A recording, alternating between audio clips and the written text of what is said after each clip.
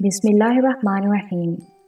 میری library voice کی چھوٹی سی پیاری سی فیملی کو میرا سلام اور اس نیو ناول میں خوش آمدید۔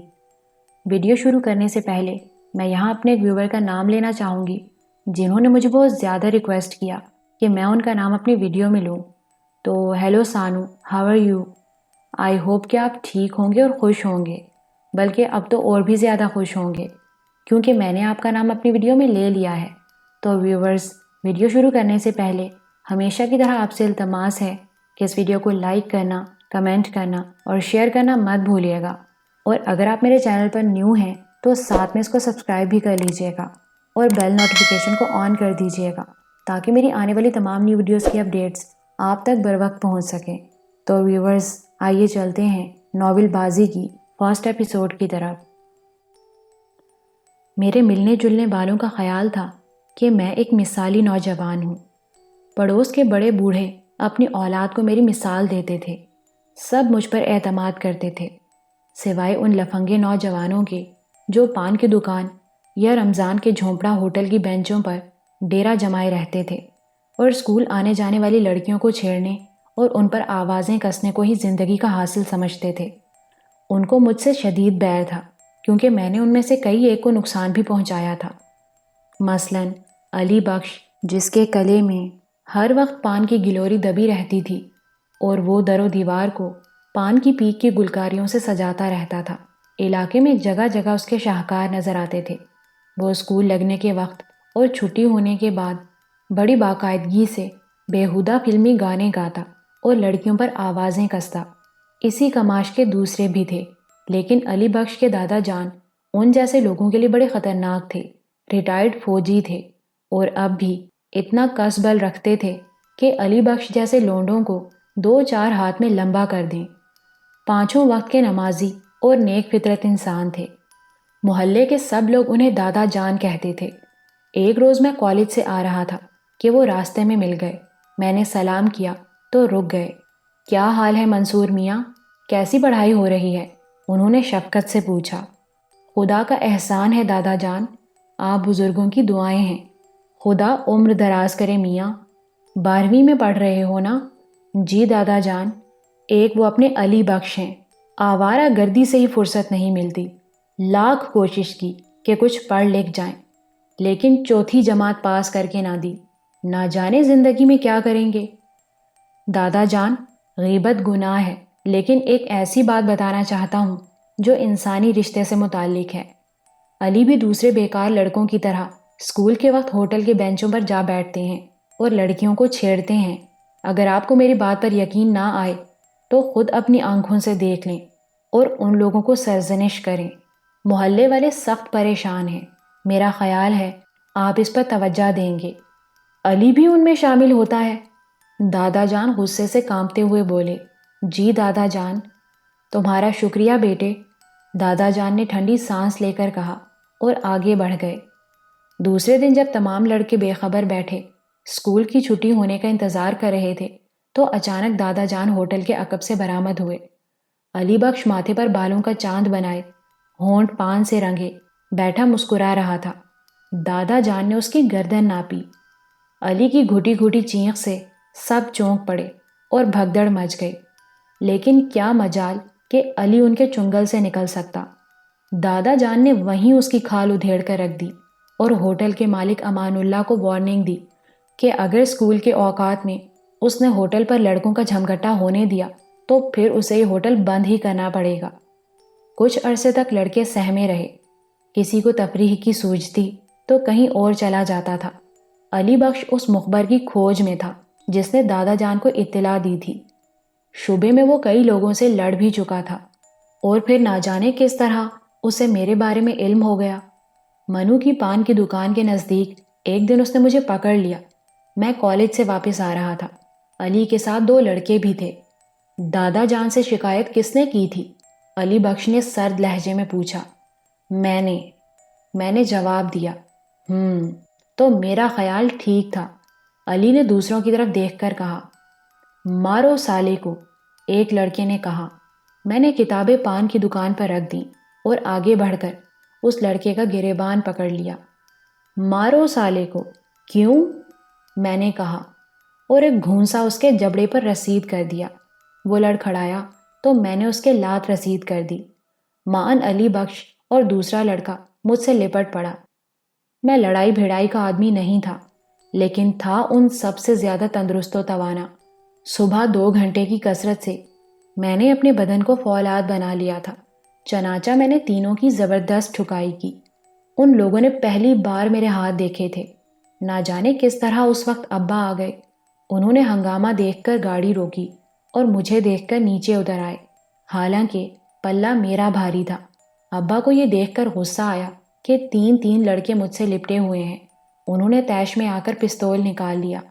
مجھے پہلی بار علم ہوا کہ ابا کے پاس پستول بھی ہے۔ لڑکے تو بھاگ کھڑے ہوئے، لیکن محلے میں سنسنی پھیل گئی۔ شام کو پڑوس کے 10-12 آدمی جمع ہوئے، جن میں دادا جان بھی شامل تھے۔ مجھے صرف ان لوگوں سے کہنا ہے جن کے بیٹے محلے میں آوارگی کرتے ہیں، وہ اپنی اولاد کو روکیں، ورنہ یہ محلہ چھوڑ دیں۔ مجھے تو یہیں رہنا ہے، اور ان کو بھی جن کی بیٹیاں جوان ہو رہی ہیں۔ ہمیں اپنے ناموس کی حفاظت کرنا ہے، اور اس حفاظت کے لیے اگر خون خرابہ بھی کرنا پڑا تو خدا کی قسم 2-4 کو میں ٹھنڈا بھی کر دوں گا۔ میرا لڑکا اس لفنگے پن میں شامل نہیں ہے، لیکن اگر آپ لوگوں میں سے کوئی اسے بھی غلط راستے پر دیکھے تو آپ کو اجازت ہے کہ اس کی دونوں ٹانگیں توڑ کر اسے گھر پہنچا دیں۔ میں آپ سے یہ نہیں کہوں گا کہ آپ نے ایسا کیوں کیا۔ بچے ہیں احمد میاں، عقل آ جائے گی، عقل آ جائے گی تو خود ٹھیک ہو جائیں گے۔ تمہیں ان پر پستول نہیں نکالنا چاہیے تھا، ایک صاحب نے اعتراض کیا۔ خود ٹھیک نہیں ہوں گے، انہیں ٹھیک کرنا ہوگا۔ ہم ان کے خود بخود ٹھیک ہونے کا انتظار کر کے کسی المناک حادثے کو دعوت نہیں دیں گے، ابا نے سخت لہجے میں کہا۔ اس سے قبل کہ کوئی کچھ بولے، دادا جان بول پڑے۔ احمد میاں نے ٹھیک کیا، بچوں سے کسی کو نفرت نہیں ہوتی میاں، لیکن برائیوں کو بڑھنے سے پہلے ہی روکنا ضروری ہے۔ میرے گھر جا کر دیکھو، علی چلنے پھرنے سے رہ گیا ہے۔ جو کرنا ہے آج کرو، کل کا انتظار حماقت ہے۔ دادا جان نے سب کو لاجواب کر دیا، اور سب نے وعدہ کیا کہ وہ اپنے بچوں کی نگرانی کریں گے، لیکن اکثر لوگ ہم سے ناراض بھی ہو گئے، خاص طور پر لفنگے میرے دشمن بن گئے۔ اب آوارگی ہوتی تھی، لیکن محلے سے باہر۔ ابا کے پستول نے زبانیں بند کر رکھی تھیں، ورنہ شاید کچھ ہو کر رہتا۔ بہرحال میں اپنی تعلیم میں مصروف تھا۔ امتحانات میں بہت تھوڑا سا وقت رہ گیا تھا۔ میری بہن فریدہ نے میٹرک کا امتحان اچھے نمبروں سے پاس کیا تو ابا نے پورے محلے میں مٹھائی تقسیم کی۔ فیضان کے گھر میں خود مٹھائی لے کر گیا۔ محلے میں فیضان ہی ایک ایسا لڑکا تھا جس سے میری دوستی تھی۔ وہ بھی میری طرح لکھنے پڑھنے کا شوقین اور فضول باتوں میں دلچسپی نہیں لیتا تھا۔ اس کے والد ایئرپورٹ سیکیورٹی فورس میں ملازم تھے، درمیانے درجے کی زندگی گزارتے تھے۔ بہرحال اچھے لوگ تھے۔ البتہ فیضان کی نانی کسی قدر متفنہ عورت تھیں۔ ایک گھر کا گشت ان کا معمول تھا، اور پھر یہاں کی وہاں اور وہاں کی یہاں لگانا ان کا محبوب مشغلہ تھا۔ ہمارے ہاں انہیں زیادہ گھاس نہیں ڈالی جاتی تھی۔ امی ان سے کافی محتاط رہتی تھیں۔ ان کی زبانی دوسرے گھروں کی کہانیاں سنتی تھیں، اس لیے نہیں چاہتی تھیں کہ اپنی بھی کہانیاں دوسرے گھروں تک پہنچیں۔ مٹھائی کا ڈبہ دیکھ کر نانی نے آنکھیں مٹکائیں۔ کیسی مٹھائی ہے منصور میاں؟ فریدہ نے میٹرک کر لیا ہے نانی، میں نے جواب دیا۔ پورے ڈبے بانٹے ہیں احمد علی نے یا صرف ہمارے ہاں؟ نہیں نانی، ابا نے ہر گھر کے لیے ایک ڈبہ بنوایا ہے۔ سینکڑوں روپے کی مٹھائی منگوائی ہوگی۔ ایک بات سمجھ میں نہیں آتی منصور میاں، تمہاری کوئی جائیداد وغیرہ ہے؟ زمینیں ہیں کہیں؟ نہیں نانی۔ کیوں؟ تمہارے ابا صرف ڈرائیور ہیں، کیا تنخواہ ملتی ہوگی ڈرائیور کو؟ 400؟ اور تمہارا گھر بھرا ہوا ہے، ہر چیز موجود ہے، جبکہ مجھے یاد ہے کہ جب تم اس محلے میں آئے تھے تو بانوں کی چارپائیوں کے سوا کچھ نہ تھا۔ ہائے، یہ سب کچھ ڈرائیوری سے ہوا ہے؟ پورے محلے کا خیال ہے کہ دال میں کچھ کالا ہے، ورنہ یہ پورے کے پورے ڈبے گھروں میں نہ بانٹے جاتے۔ اماں کیسی باتیں کر رہی ہیں آپ؟ خدا سب کو دیتا ہے، اور پھر آپ کو کیا پڑی ہے کہ دوسروں کے گھروں کی ٹوہ لیں؟ فیضان کی ماں نے اپنی ماں کو ٹوکا۔ خدا تو سب کو دیتا ہے، مگر شاید احمد علی کو کوئی اور بھی دیتا ہے۔ تو کون ہوتی ہے مجھے ٹوکنے والی؟ پہرے بٹھائے گی میری زبان پر؟ لے، ذرا بچے سے بات کرنے بیٹھ گئی تو زبان پکڑنے دوڑی۔ ارے میں کسی کا دیا کھاتی ہوں؟ مجھے کیا پڑی ہے گھر گھر کی ٹوہ لینے کی؟ سب کہتے ہیں تو میں نے بھی کہہ دیا۔ اور تو کان کھول کر سن لے، اپنے میاں کی پینشن کھا رہی ہوں، داماد کے ٹکڑوں پر نہیں آ پڑی ہوں جو اکڑ اکڑ کر بولتی ہے۔ ساری دنیا چھوڑ کر مامتا سے تیرے گھر پڑی ہوں، ورنہ کیا میرے لیے ٹھکانے نہیں ہیں؟ فیضان کی ماں بیچاری دم ساتھ کر رہ گئی، لیکن میرے ذہن میں ایک شعلہ سا لپکا۔ ابا کسی سیٹ کے ہاں ڈرائیور کی حیثیت سے ملازم تھے، اور ڈرائیور کی اتنی تنخواہ تو نہیں ہوتی۔ کیا چیز تھی جو ہمارے ہاں موجود نہیں تھی؟ فریدہ میٹرک تک جا پہنچی تھی، میں کالج میں پڑھ رہا تھا، کبھی کسی چیز کی تنگی نہیں ہوتی تھی۔ تو کیا ابا کچھ اور بھی کرتے ہیں؟ لیکن کیا؟ میں فیضان کے گھر سے یہی خلجان لیے لوٹا اور امی سے پوچھے بغیر نہ رہ سکا۔ امی، ابا کو کیا تنخواہ ملتی ہے؟ 500 روپے۔ کیوں؟ آج یہ خیال کیسے آ گیا؟ لیکن امی، ہمارا رہن سہن تو اس تنخواہ سے کہیں زیادہ ہے۔ تمہارے ابا دن رات جتے جو رہتے ہیں، سیٹھ جس وقت بھی بلا لے، خواہ آدھی رات ہو، وہ چوں چرا نہیں کرتے۔ وہ تمہارے ابا سے بہت خوش ہے اور اکثر انعام بھی دیتا رہتا ہے۔ امی، لوگ ہمیں شک کی نگاہ سے دیکھتے ہیں۔ جس دن سے ابا نے لڑکوں پر پستول نکالا ہے، ہمارے بارے میں افواہیں اڑنے لگی ہیں۔ میں نے پوچھا تھا بیٹے، پستول سیٹھ صاحب کا تھا، وہ اکثر کار میں رات کو سفر کرتا ہے، اس لیے اپنی حفاظت کے لیے پستول رکھتا ہے۔ لیکن تمہیں فکر مند ہونے کی کیا ضرورت ہے؟ اس محلے کے رہنے والے تم جانتے ہو جیسے ہیں، ان افواہوں پر کان نہ دھرا کرو۔ جی، میں نے گردن ہلا دی۔ ذہن کسی قدر مطمئن ہو گیا تھا۔ یوں بھی یہ میرا مسئلہ نہیں تھا۔ شب و روز گزرتے رہے، میں امتحان کی تیاریوں میں لگا رہا۔ پہلے بھی کسی سے ملنا جلنا زیادہ نہیں تھا، اور اب تو بالکل ہی گوشہ نشین ہو گیا تھا۔ ہاں، پڑوس کے حالات خود بخود کانوں تک پہنچ جاتے۔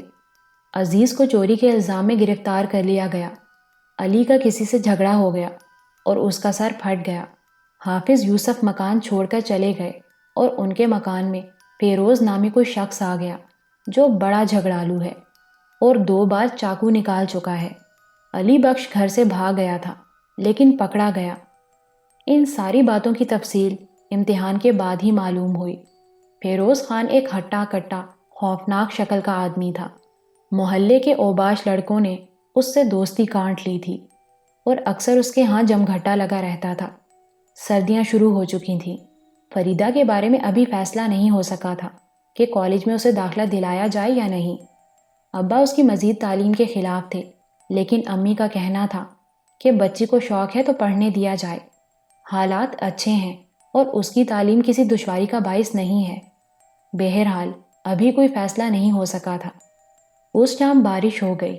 سردی پہلے ہی شدید تھی، بارش کی وجہ سے پالا پڑنے لگا۔ ابا کہہ کر گئے تھے کہ دیر سے آئیں گے۔ امی اس وقت تک جاگتی رہتی تھیں جب تک ابا نہیں آ جاتے تھے، خواہ رات کے 4 بج جائیں، ہم بہن بھائی سو جاتے تھے۔ رات کا نہ جانے کیا بجا تھا کہ میری آنکھ کھل گئی۔ ابا آہستہ آہستہ کراہ رہے تھے اور امی ان کے پاس بیٹھی تھیں۔ بتی جل رہی تھی۔ ابا کی کراہوں سے میری نیند کافور ہو گئی۔ میں تڑپ کر اٹھ بیٹھا۔ کیا بات ہے امی؟ کیا ہوا؟ تمہارے ابا کے سینے میں سخت درد ہو رہا ہے منصور، بے حال ہوئے جا رہے ہیں، سمجھ میں نہیں آ رہا ہے اس وقت کیا کروں۔ ڈاکٹر صاحب کے گھر چلا جاؤں؟ ان کے پاس تو موٹر سائیکل ہے، آ جائیں گے۔ نہیں منصور، صبح کو دیکھا جائے گا، ویسے میں صبح تک ٹھیک ہو جاؤں گا۔ ہوا لگ گئی ہے، ابا نے کراہتے ہوئے کہا۔ مجھے کوئی دقت نہیں ہوگی ابا، میں دوڑتا ہوا جاؤں گا۔ باہر پالا پڑ رہا ہے، ڈاکٹر صاحب کسی قیمت پر اس وقت باہر نہیں نکلیں گے، تمہارا جانا بے سود ہوگا۔ میں اس وقت تمہیں گھر سے نہیں نکلنے دوں گا۔ منصور، تم انگیٹھی جلا کر لے آؤ، باورچی خانے میں کوئلے پڑے ہوئے ہیں، لاؤ ذرا سینکائی کروں، ممکن ہے فائدہ ہو جائے، امی نے کہا، اور میں سردی سے بے نیاز دوڑتا ہوا باہر نکل گیا۔ تھوڑی دیر کے بعد انگیٹھی جلا کر لے آیا۔ فریدہ بھی جاگ گئی تھی اور امی کے کہنے پر چائے بنانے چلی گئی تھی۔ ابا کی کراہیں تیز ہوتی جا رہی تھیں۔ امی بیچاری جو کچھ کر سکتی تھیں انہوں نے کیا۔ صبح میں منہ اندھیرے ڈاکٹر صاحب کے ہاں دوڑا دوڑا گیا۔ اس وقت بھی اتنی سردی تھی کہ دانت بج رہے تھے۔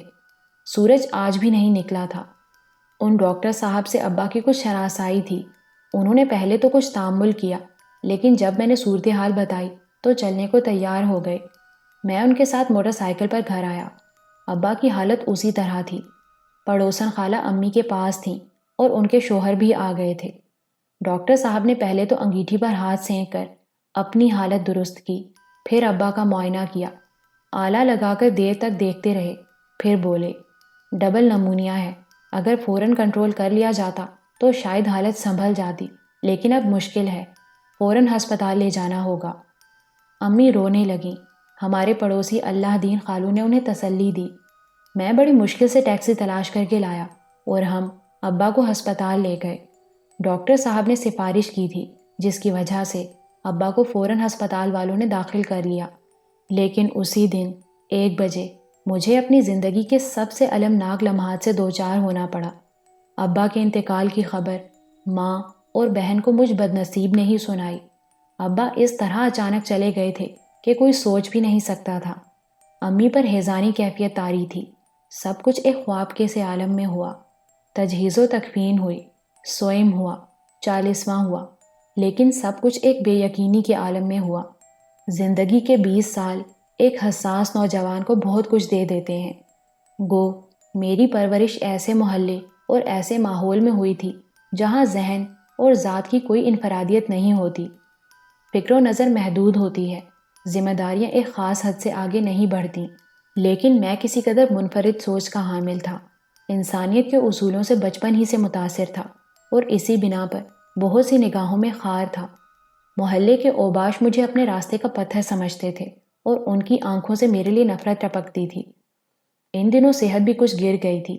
امی کے چہرے پر غم و اندوہ کی چھاپ لگ گئی تھی، وہ مسکرانا بھول گئی تھی۔ میری پیاری بہن کے گالوں پر جھلکتی سرخی سنولا گئی تھی۔ یہ ساری باتیں مجھے خوفزدہ کرتی تھیں۔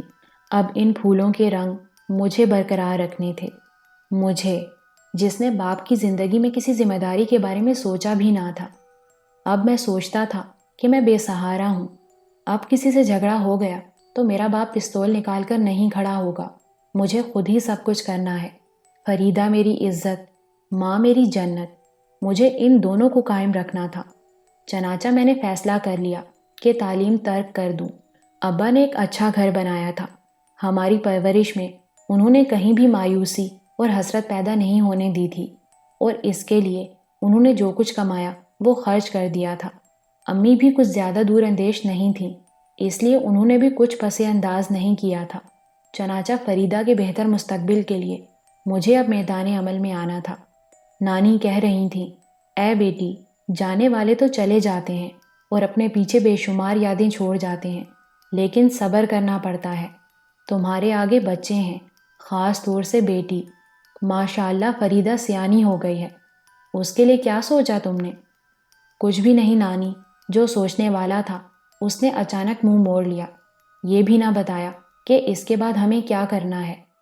امی نے غمزدہ لہجے میں جواب دیا، ہاں، خدا اسے جنت نصیب کرے۔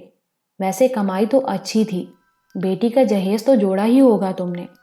میری مانو تو جو پہلا رشتہ آئے اسے منظور کر کے 2 بول پڑھوا دو۔ افسوس نانی، کچھ نہیں کیا، ابھی تو ہم راستے ہی میں تھے، کمایا اور کھا لیا۔ یہ تو خیال بھی نہیں تھا کہ وہ اپنی ذمہ داریاں پورے کیے بغیر ہی چلے جائیں گے۔ اب تو زندگی فکروں اور پریشانیوں کے سوا کچھ نہیں رہ گئی۔ بچہ بھی ابھی اس قابل نہیں ہے۔ یہ تو واقعی بڑے افسوس کی بات ہے۔ میری سمجھ میں ایک ترکیب آئی ہے، نانی نے کہا تو امی ان کی شکل دیکھنے لگیں۔ وہ اپنا فضل کریم ہے نا، دودھ والا، 3 بھینسیں ہیں، 40-50 روپے روز کما لیتا ہے، تمہیں تو پتا ہوگا، بیچارے کی بیوی مر گئی پچھلے سال۔ ہاں ہاں نانی، ہمارے ہاں بھی تو دودھ وہی دیتا ہے، امی نے سادگی سے کہا۔ کئی بار کہہ چکا ہے کہ نانی کہیں نکاح کرا دو، تو بیٹی وہی ایک ایسا ہے جسے جہیز کی بھی ضرورت نہیں ہے، تم کہو تو بات کروں۔ میرا ذہن بھگ سے اڑ گیا۔ تو فریدہ ابا کے مرنے کے بعد کیا اتنی بے وقت ہو گئی کہ دودھ والا، فضل کریم دودھ والا؟ میرا دل چاہا کہ نانی کی گردن دبا دوں، اتنا دباؤں کہ ان کی زبان باہر نکل آئے، تب وہ زبان کاٹ کر میں گندی نالی میں پھینک دوں۔ فضل کریم میرا بہنوئی، فریدہ کا شوہر، جس کے بدن پر ہر صبح ایک انگوچھا اور ایک بنیان ہوتی تھی، ہاتھ میں دودھ کا ڈبہ اور دودھ ناپنے کا پیمانہ، وہ میرا بہنوئی۔ امی پھٹی پھٹی آنکھوں سے نانی کو دیکھ رہی تھیں۔ ان کے اوپر جو بیت رہی تھی مجھ سے چھپی نہیں تھی۔ اچانک ان کی دھاڑ گونجی، نانی نکل جاؤ، نکل جاؤ ابھی اسی وقت۔ وہ دیوانوں کی طرح چیخیں اور نانی جلدی سے پلنگ سے اتر گئیں۔ اے کیا ہوا بیٹی، کیا ہو گیا؟ نکل جاؤ۔ امی نے نانی کے شانوں پر 2 ہتڑ مارے اور نانی دروازے کی طرف لپکیں۔ اے میں کہتی ہوں ہوا کیا بیٹھے بٹھائے؟ اے نانی کے منہ سے نکل رہا تھا۔ امی نے ان کا کفن نما برقع ان کے منہ پر دے مارا۔ شرم نہیں آتی تمہیں؟ غیرت نہیں آئی؟ کاش تمہاری بھی کوئی اور بیٹی ہوتی، تم بیاہ دیتی اسے فضل کریم کو۔ تو یہ بات ہے۔ اب نانی کا لہجہ بدلا۔ جاتی ہو یا نہیں؟ امی نے آگے بڑھ کر سل کا پتھر اٹھا لیا اور نانی برقع سر پر رکھے بغیر کھٹ سے باہر نکل گئیں۔ راستے میں انہوں نے جو بھی واویلا کیا ہو، لیکن دروازے پر ان کی آواز نہیں سنائی دی تھی۔ امی دیوار سے لگی زاروں قطار رو رہی تھی۔ فریدہ ہکا بکا کھڑی انہیں دیکھ رہی تھی۔ میں نے امی کے ہاتھ سے سل کا پتھر چھین کر پھینک دیا۔ رو کیوں رہی ہیں امی؟ یہ تو دنیا ہے، اور نانی کی تو یوں بھی مت ماری گئی ہے۔ ابا مر گئے تو کیا ہوا امی؟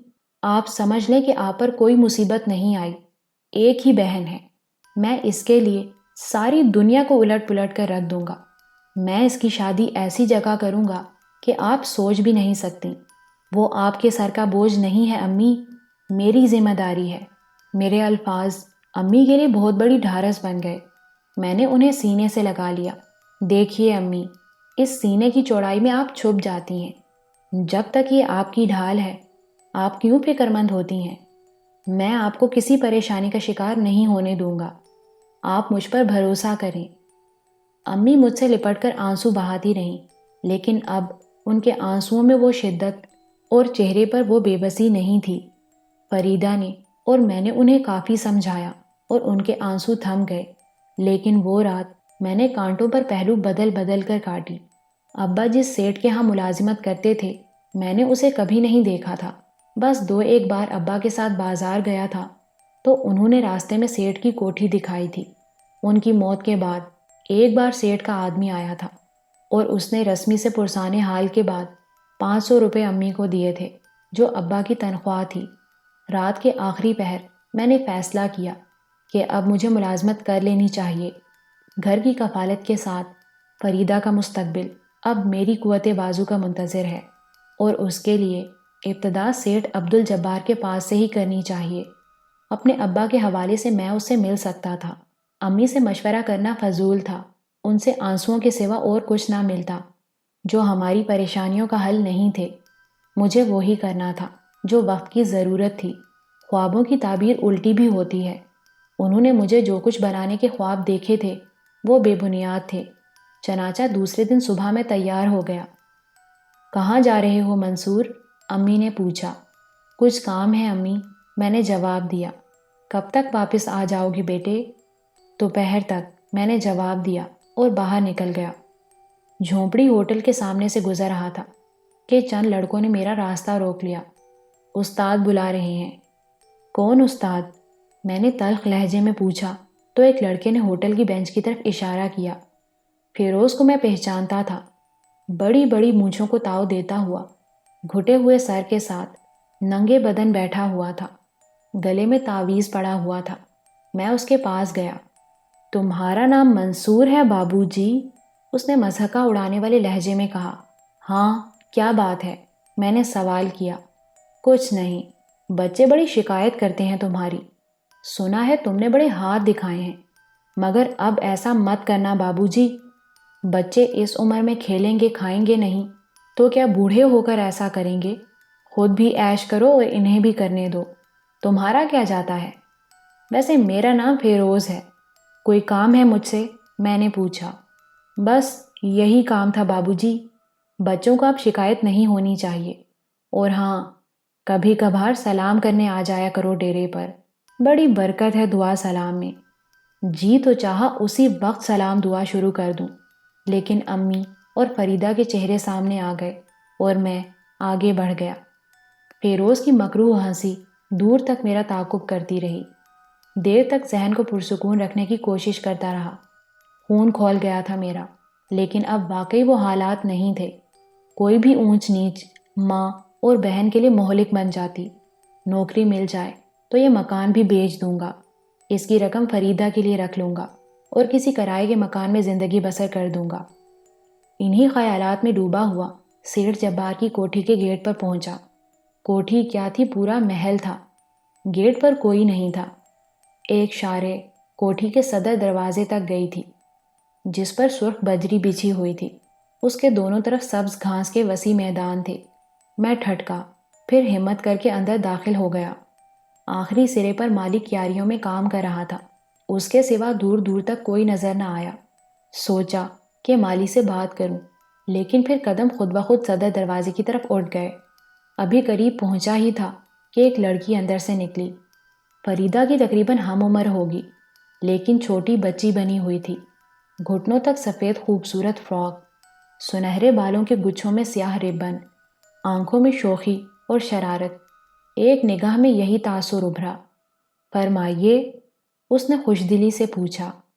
سیٹھ عبدالجبار صاحب سے ملنا ہے، میں نے جھجکتے ہوئے کہا۔ اس وقت تو مشکل ہے، ہم لوگ باہر جا رہے ہیں، کوئی خاص کام ہے تو مجھے بتا دو، ڈیڈی سے کہہ دوں گی۔ لڑکی نے قدرے سنجیدگی اختیار کر لی۔ میرا نام منصور ہے، احمد علی۔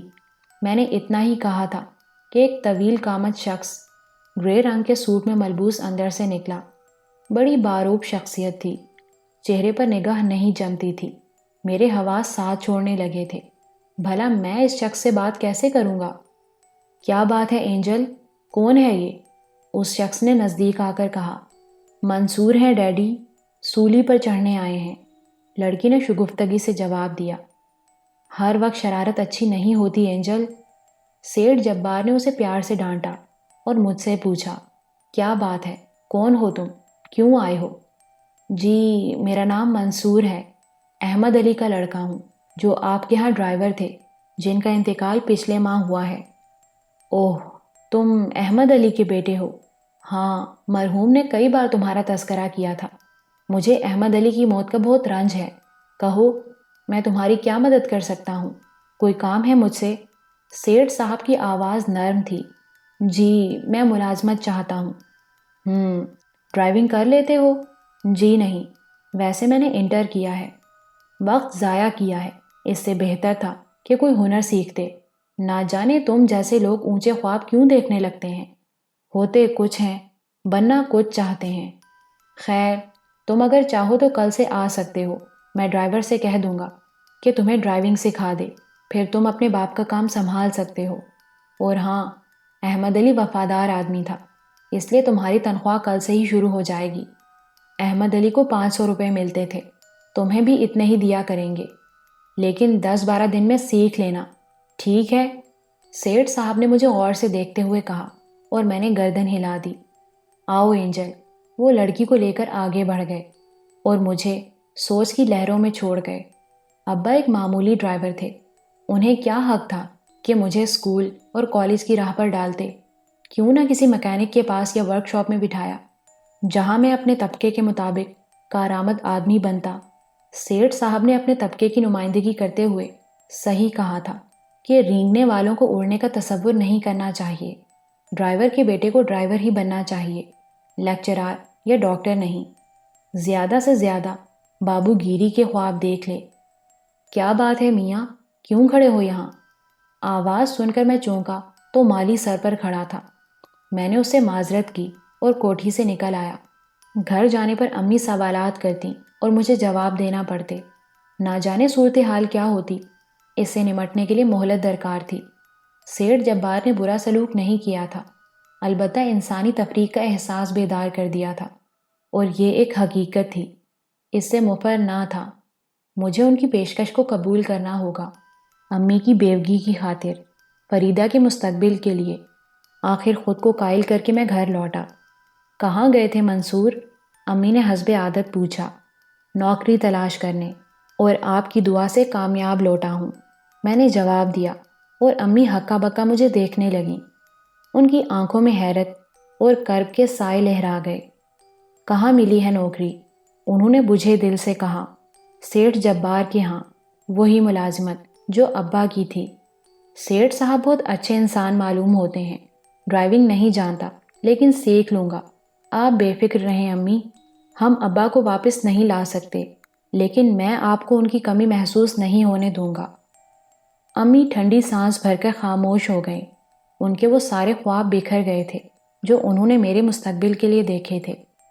دوسرے دن میں تیار ہو کر سیٹھ جبار کی کوٹھی پر پہنچ گیا۔ اس وقت 8:30 بجے تھے۔ میں اسی سوچ میں تھا کہ کیا کروں۔ دفتن عقب سے ایک نسوانی آواز سنائی دی، ہیلو۔ میں چونک کر پلٹا۔ یہ اینجل تھی۔ وہ پسینے میں شرابور تھی۔ اس نے ایک رنگین نکر اور دھاری دار بنیان پہن رکھی تھی۔ میری نگاہیں جھک گئیں۔ ڈیڈی تو رات کو چلے گئے، میرا خیال ہے تقریباً 10 دن بعد آئیں گے۔ کہاں چلے گئے؟ میں نے بے اختیار پوچھا۔ میرا دل ڈوبنے لگا۔ ساؤتھ ویلز، کاروباری دورے پر، لیکن تم فکر مت کرو، ڈیڈی نے میرے سامنے ہی تم سے آج کے لیے کہا تھا۔ چلو میں ڈرائیور سے کہہ دیتی ہوں، وہ آج ہی سے تمہیں ٹریننگ دے گا۔ آؤ، اس نے کہا اور آگے بڑھ گئی۔ میں نے اطمینان کا سانس لیا اور اس کے پیچھے چل پڑا۔ اگر اس وقت اس لڑکی کا سہارا نہ مل جاتا تو نہ جانے مایوسی کے کتنے غار کھل جاتے۔ کوٹھی کے عقب میں ملازموں کے کوارٹروں کی قطار تھی، چھوٹی بڑی کئی گاڑیاں بھی کھڑی تھیں۔ انہی میں وہ کار بھی تھی جو میرے ابا چلاتے تھے۔ میری آنکھوں میں تیر گئی۔ ڈرائیور ایک نوجوان اور تندرست آدمی تھا۔ اینجل کی آواز پر وہ بوکھلایا ہوا ایک کوارٹر سے نکلا۔ کل ڈیڈی نے ان سے کہا تھا کہ یہ تم سے ڈرائیونگ سیکھیں، جس قدر جلد ممکن ہو انہیں ڈرائیونگ سکھانی ہے، اینجل نے کہا۔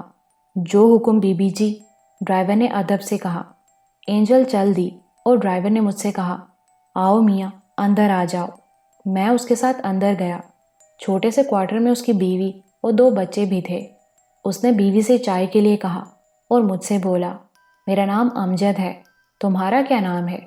منصور، میں نے جواب دیا۔ پہلی بار نوکری کے لیے نکلے ہو؟ اس نے پوچھا، اور میں نے اسبات میں گردن ہلا دی۔ مگر ڈرائیوری ہی کیوں؟ میرے والد بھی یہاں ملازم تھے، ان کا انتقال ہو گیا ہے۔ یہ نیلے رنگ کی کار چلاتے تھے۔ کون؟ احمد علی؟ تم ان کے بیٹے ہو؟ امجد نے تعجب سے پوچھا، اور میں نے سر کے اشارے سے جواب دیا، ارے فاخرہ، یہ احمد علی کا بیٹا ہے۔ تم تو پڑھ رہے تھے، امجد نے کہا، اور اس کی بیوی بھی قریب آ گئی۔ جی ہاں، ابا کی موت کے بعد تعلیم کیسے جاری رکھ سکتا تھا؟ میں نے کہا۔ دونوں میاں بیوی مجھ سے اظہار ہمدردی کرتے رہے۔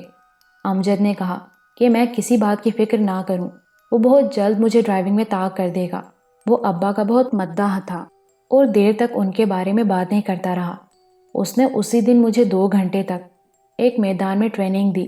اگلے روز میں مقررہ وقت پر کوٹھی پہنچ گیا اور شام 5 بجے تک وہیں رہا۔ اس دوران میں 2 گھنٹے تک میدان میں کار کے اسٹیئرنگ پر بیٹھا رہا۔ 1 ہفتے کے اندر میں اس قابل ہو گیا کہ کار سڑک پر لے آؤں۔ امجد میری لگن اور ہوشیاری سے بہت خوش تھا اور اس نے میری بہت حوصلہ افزائی کی، جس سے میرا اعتماد بحال رہا۔ پھر ایک دن سنا کہ سیٹھ صاحب دورے سے واپس آ گئے، لیکن ان سے سامنا نہیں ہوا۔ نہ جانے میرے بارے میں کسی نے انہیں بتایا بھی تھا یا نہیں۔ میں عموماً امجد کے کوارٹر میں ہی رہتا تھا۔ اس کی بیوی، جسے میں بھابھی کہنے لگا تھا، مجھ سے بہت مہربانی سے پیش آتی تھی۔ ایک شام میں کوارٹر کے برآمدے میں بیٹھا ہوا تھا کہ ایک ملازم دوڑتا ہوا آیا۔ امجد بھائی کہاں ہیں؟ بیگم صاحبہ کو کہیں جانا ہے، اس نے کہا۔ وہ تو کسی کام سے گئے ہیں۔ منصور، تم چلے جاؤ، بھابھی نے کہا، اور میں جلدی سے کھڑا ہو گیا۔ نیلی کار اب میری تحویل میں ہی رہتی تھی۔ میں اسے خوب چمکا کر رکھتا تھا کیونکہ اس سے ابا کی یاد وابستہ تھی۔ میں نے گاڑی سٹارٹ کی اور پورٹیکو میں لے گیا۔ بیگم صاحبہ کو میں نے پہلی بار دیکھا تھا۔ خوب لمبی تڑنگی، گوری چٹی خاتون تھیں۔ اینیگل روڈ چلو، کوٹھی نمبر 28۔ آفتاب صاحب کا مکان دیکھا ہے تم نے؟ جی، میں آپ کو کوٹھی تک لے چلوں گا، میں نے جواب دیا۔ کون ہو تم؟ نئے آئے ہو؟ بیگم صاحبہ نے چونک کر میری طرف دیکھا۔ جی، میں نے جواب دیا۔ وردی نہیں ہے تمہارے پاس؟ جی نہیں۔ وردی کا انتظام کرو، اور ہاں، گاڑی آہستہ چلانا، انہوں نے ہدایت کی۔ امجد نے مجھے راستوں سے خوب روشناس کرا دیا تھا، اس لیے میں نے اطمینان سے بیگم صاحبہ کو ان کی مطلوبہ جگہ پہنچا دیا۔ وہاں سے واپسی ہوئی تو سیٹھ صاحب لان پر ہی مل گئے۔ میں نے اتر کر ادب سے سلام کیا تو وہ مجھے تعجب سے دیکھنے لگے۔ ارے، تم گاڑی چلا رہے ہو؟ تم احمد علی کے لڑکے ہو نا؟ جی ہاں جناب۔ سیکھ لی تم نے ڈرائیونگ؟ بہت خوب، ہونہار معلوم ہوتے ہو۔ کیسی گاڑی چلائی تھی اس نے بیگم؟ اچھی چلا رہا تھا۔ چلو بھائی، تم ہماری بیگم کو پسند آئے، تمہاری نوکری پکی، یہی گاڑی تمہارا باپ چلاتا تھا۔ ہاں، ایک نصیحت سن لو، آنکھیں اور کان کھلے رکھنا، لیکن زبان بند رہے، یہی کامیابی کا راز ہے۔ جاؤ، کل تمہارا لائسنس وغیرہ بن جائے گا۔ سیٹھ صاحب کی نصیحت سمجھ میں نہیں آئی، لیکن اسے پلے باندھنا ضروری تھا۔ پہلے ماہ کی تنخواہ کے 500 روپے لے کر امی رو پڑیں، انہیں کوئی خوشی نہیں ہوئی تھی۔ 4 ماہ گزر گئے، اب میں ہر قسم کی گاڑی چلا لیتا تھا، ٹرک، پک اپ وغیرہ۔ سیٹھ صاحب کے ہاں گاڑیوں کی بھرمار تھی، ہر روز ایک نئی چیز نظر آتی تھی۔ ان کی کئی فیکٹریاں تھیں، ملیں تھیں، شو روم تھے، اور نہ جانے کیا کیا تھا، نہ جانے کتنے ملازم تھے۔ کئی ایک سے میری شناسائی ہو گئی، ان میں طارق بھی تھا، صحت مند اور وجیح نوجوان، کوئی خاص ہی حیثیت رکھتا تھا۔ تبھی تو جب بھی آتا سیٹھ صاحب اسے چائے وغیرہ ضرور پلاتے تھے، بہت خوش مزاج انسان تھا۔ ایک شام تقریباً 4 بجے آیا، کسی کی تلاش میں تھا، مجھ پر نظر پڑی تو میرے نزدیک آ گیا۔ یار منصور، ایک کام آن پڑا ہے، امجد بڑے بے وقت چلا گیا، چلو تم تیار ہو جاؤ، جلدی کرو۔ ابھی آیا طارق بھائی، میں نے جواب دیا، اور امجد کے کوارٹر سے اپنا کوٹ اٹھا لایا۔ طارق نے اپنی کار کا اگلا دروازہ کھولا، میں کسی قدر ہچکچاتا ہوا بیٹھ گیا۔ پریشان کیوں ہو؟ طارق نے کار سٹارٹ کرتے ہوئے پوچھا۔ کسی سے اجازت نہیں لی طارق بھائی، کہیں کوئی شکایت نہ ہو جائے، میں نے کہا۔ پرواہ مت کرو، تم سے ایک لفظ بھی نہیں کہا جائے گا، یہ میری ذمہ داری ہے، اس نے جواب دیا، اور میں خاموش ہو گیا۔ طارق مجھے ایک عمارت میں لے گیا، یہاں دوسرے لوگ بھی تھے، کچھ شناسا، کچھ اجنبی۔ شناسا اس حد تک کہ میں نے انہیں کبھی سیٹھ صاحب کی کوٹھی پر دیکھا تھا۔ طارق نے مجھے ایک آدمی کے سپرد کر دیا اور اسے کچھ ہدایات دیں۔ وقت گزرتا گیا اور مجھے یہ معلوم نہیں ہوا کہ طارق مجھے یہاں کیوں لایا ہے، وہ مجھے چھوڑ کر کہیں چلا گیا تھا۔ تقریباً 8 بجے میرے نگران نے مجھے چلنے کے لیے تیار ہونے کو کہا۔ پہلی بار مجھے گھر پہنچنے میں دیر ہو رہی تھی، پریشان تھا کہ امی اور فریدہ فکر مند ہوں گی، لیکن مجبوری تھی، نوکری نوکری ہوتی ہے۔ میں اس شخص کے ساتھ باہر نکل آیا اور اس نے ایک ٹرک کی چابی مجھے دے دی۔ ان لوگوں کے ساتھ جاؤ اور جو یہ کہیں وہی کرنا، اس نے مجھے ہدایات دیں، اور میں نے ٹرک کا سٹیئرنگ سنبھال لیا۔ کل 6 ٹرک تھے اور ان کا رخ شہر سے باہر کی جانب تھا۔ میں ان کے پیچھے چلتا رہا۔ ٹرک ایک سنسان ساحل پر پہنچ گئے، جہاں سفید رنگ کی ایک بڑی لانچ لنگر انداز تھی، بہت سے لوگ اس سے مال اتار رہے تھے۔ ایک ٹرک میں مال لادا گیا اور وہ بھر گیا تو دوسرا اس کی جگہ لایا گیا۔ اسی طرح میرے ٹرک کی بھی باری آئی اور سارے ٹرک سامان سے لد کر چل پڑے۔ شہر سے تقریباً 40 میل دور ایک ویران جگہ ٹرک رک گئے، یہاں ان سے مال اتارا گیا۔ یہیں طارق بھی نظر آیا، لیکن اس سے میری کوئی بات نہیں ہوئی۔ ٹرک ایک ایک کر کے جانے لگے اور صرف میرا رہ گیا تو وہ میرے پاس آیا۔ ٹرک کو جہاں سے لائے تھے وہیں چھوڑ دو اور گھر چلے جاؤ، کوئی تمہیں گھر پہنچا دے گا، اس نے کہا، اور 100 کے 3 نوٹ میری طرف بڑھائے۔ میں ہچکچایا تو اس نے نوٹ میرے کوٹ کی جیب میں ٹھونس دیے اور کہا، یہ بزنس ہے، خبردار، رازداری رہے۔ میں خاموشی سے ٹرک میں جا بیٹھا، راستے بھر یہ احساس کا چوکے لگاتا رہا کہ جیسے یہ سب کچھ کوئی خفیہ کام ہے، شاید ناجائز بھی ہو۔ رات کی تاریکی، ساحل سمندر، لانچ سے مال اتارنا اور اسے ویران جگہ پہنچانا، 300 روپے معاوضہ یا انعام، یہ سب بلا وجہ نہیں تھا، لیکن وجہ کیا تھی؟ بے شک یہ میرا درد سر نہیں تھا، تاہم میں اس میں ملوث تھا۔ انجانا سا خوف میری رگوں پہ میں سرایت کرنے لگا۔ 2 بجے گھر پہنچا تو امی اور فریدہ دروازے پر آنکھیں لگائے بیٹھی تھیں۔ مجھے دیکھ کر امی کی جان میں جان آئی۔ اتنی دیر کیسے ہو گئی بیٹے؟ امی نے پوچھا۔ ابا بھی تو دیر سے آتے تھے امی، میں نے طنز سے کہا۔ ہاں لیکن… اور جب وہ دیر تک ڈیوٹی کرتے تھے تو انہیں اوور ٹائم بھی ضرور ملتا ہوگا۔ ہاں ملتا تھا۔ کتنے پیسے امی؟ 300 روپے، امی نے بتایا تو میں نے 3 نوٹ ان کے ہاتھ پر رکھ دیے۔ آج میں نے بھی اوور ٹائم کیا ہے، میں نے کہا، اور امی میری صورت دیکھتی رہ گئیں۔ میں اندر چلا گیا۔ فریدہ میرے لیے کھانا لائی تو کہہ دیا کھا چکا ہوں اور سونے کے لیے لیٹ گیا، لیکن ذہن میں طوفان برپا تھا۔ یقیناً وہ اسمگلنگ کا مال تھا۔ طارق اسمگلر ہے۔ اگر سیٹھ صاحب کو اس کا پتہ چل گیا تو نوکری بھی جائے گی اور ممکن ہے جیل بھی بھجوا دیں۔ ابا بھی ضرور طارق کے ساتھ رہتے ہوں گے۔ فیضان کی نانی کے الفاظ میرے کانوں میں گونجنے لگے۔ ذہن دیر تک اسی عذاب میں مبتلا رہا، پھر تھکاوٹ غالب آ گئی اور سو گیا۔ صبح جاگا تو سخت بھوک لگ رہی تھی۔ ذہن سے بوجھ بھی کم ہو گیا تھا۔ ناشتہ کر کے سیٹھ صاحب کی کوٹھی کی طرف چل پڑا۔ پہلے تو سوچا کہ امجد بھائی سے تذکرہ کروں، لیکن کہیں یہ تذکرہ مصیبت نہ بن جائے، یہ سوچ کر خاموش رہا۔ مجھ سے کسی نے نہیں پوچھا کہ کل شام کہاں گیا تھا۔ 2-3 روز گزرے تو ایک دوپہر کو طارق پھر آیا اور مجھے قریب بلا کر کہا، 5 بجے چھٹی کر کے نکل روڈ پہنچ جانا، جگہ یاد ہے؟ جی ہاں، میں نے بے اختیار کہا۔ ٹھیک 5 بجے، طارق نے کہا اور سیٹھ صاحب سے ملنے اندر چلا گیا۔ میرے ذہن میں پھر کشمکش شروع ہو گئی۔ اسمگلنگ کے چکر میں کسی دن دھر لیا گیا تو مصیبت آ جائے گی۔ میں تو اپنی ماں اور بہن کا تنہا سہارا ہوں۔ کچھ کرنا چاہیے، کچھ نہ کچھ ضرور کرنا چاہیے، لیکن کیا؟ طارق سے دشمنی مول لینا بھی مناسب نہیں تھا۔ اسی شش و پنج میں شام کو 5 بجے نکل روڈ کی اسی عمارت میں پہنچ گیا۔ یہاں میری ملاقات پھر اسی شخص سے ہوئی جس نے مجھے ہدایات دی تھیں۔ اس کا نام اصغر تھا۔ سارے کام حسب سابق ہوئے۔ ہم اسی ساحل پر گئے، وہاں سے مال لیا اور چل پڑے۔ اس مرتبہ اتفاق سے میرا ٹرک سب سے آگے تھا۔ ہم ایک پل سے مڑے تو اچانک ٹرک تیز روشنی میں نہا گئے۔ یہ روشنی ایک پولیس پیٹرول کار کی چھت پر لگی ہوئی سرچ لائٹ سے پھینکی گئی تھی۔ میرے ساتھ بیٹھے ہوئے شخص نے جلدی سے میرے شانے پر ہاتھ رکھ دیا۔ رفتار سست کر دو، اس نے کہا۔ میں نے اس کی ہدایت پر عمل کیا اور اس نے اپنی جیب سے ایک چھوٹا سا وائرلیس ٹرانسمیٹر نکالا۔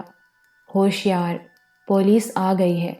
ہم نے تمہارے ٹرک کو روشنی میں دیکھ لیا ہے، سائڈ کر کے کٹ کر دو۔ سب صورتحال سے نمٹنے کے لیے تیار ہیں۔ ٹرانسمیٹر سے دوسری آواز ابھری۔ اوکے، میرے ساتھی نے کہا اور ٹرانسمیٹر بند کر کے جیب میں ڈال لیا۔ ٹرک کو سائیڈ میں لے لو، اس نے مجھ سے کہا اور میں نے وہی کیا۔ اتنے میں پولیس والے قریب آ گئے۔ نیچے اتر آؤ، ایک سب انسپیکٹر نے کہا اور میرا ساتھی نیچے اتر گیا۔ کہاں سے آ رہے ہو اور کہاں جا رہے ہو؟ سب انسپیکٹر نے پوچھا۔ ان ساری باتوں کے جواب میں صرف ایک ہی بات ہے، ٹرک سیٹھ عبد الجبار کے ہیں۔ میں انہیں نہیں جانتا، انچارج صاحب جانتے ہوں گے۔ آپ نئے آئے ہیں شاید، میرا ساتھی نہایت اطمینان سے جواب دے رہا تھا۔ تھانے لے چلو ان سب کو، سب انسپیکٹر پولیس والوں سے مخاطب ہوا۔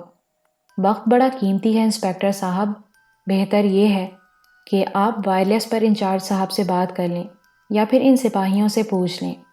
کیوں، تم اس سیٹ کو جانتے ہو؟ ہاں صاحب، ان کے ٹرک روکے نہیں جاتے، ایک سپاہی بولا۔ میں انچارج صاحب سے بات کرتا ہوں، تم ان کا خیال رکھو، سب انسپیکٹر نے کہا اور چلا گیا۔ ٹھیک ہے، جاؤ، اس نے لوٹ کر مری ہوئی آواز میں کہا اور ہم اطمینان سے آگے بڑھ گئے، لیکن میرے دل میں کسک اٹھ رہی تھی۔ یہ لوگ سیٹھ جبار کا نام استعمال کر کے مذموم کاروبار کرتے ہیں۔ اس اچھے انسان کو اس طرح بدنام تو نہیں کرنا چاہیے تھا۔ اس رات پھر 300 روپے لے کر میں 2 بجے گھر پہنچا۔ امی نے آج کوئی تعارض نہیں کیا تھا۔ کھانا کھاتے ہوئے میں نے ان سے پوچھا، امی، کیا ابا نے آپ کو کبھی بتایا تھا کہ اوور ٹائم اتنا زیادہ کیوں ہوتا ہے؟ میں نہیں سمجھی منصور۔ کیا آپ کو علم ہے کہ ابا کو اوور ٹائم میں کیا کرنا پڑتا تھا؟ نہیں بیٹے، نہ میں نے کبھی پوچھا نہ انہوں نے بتایا۔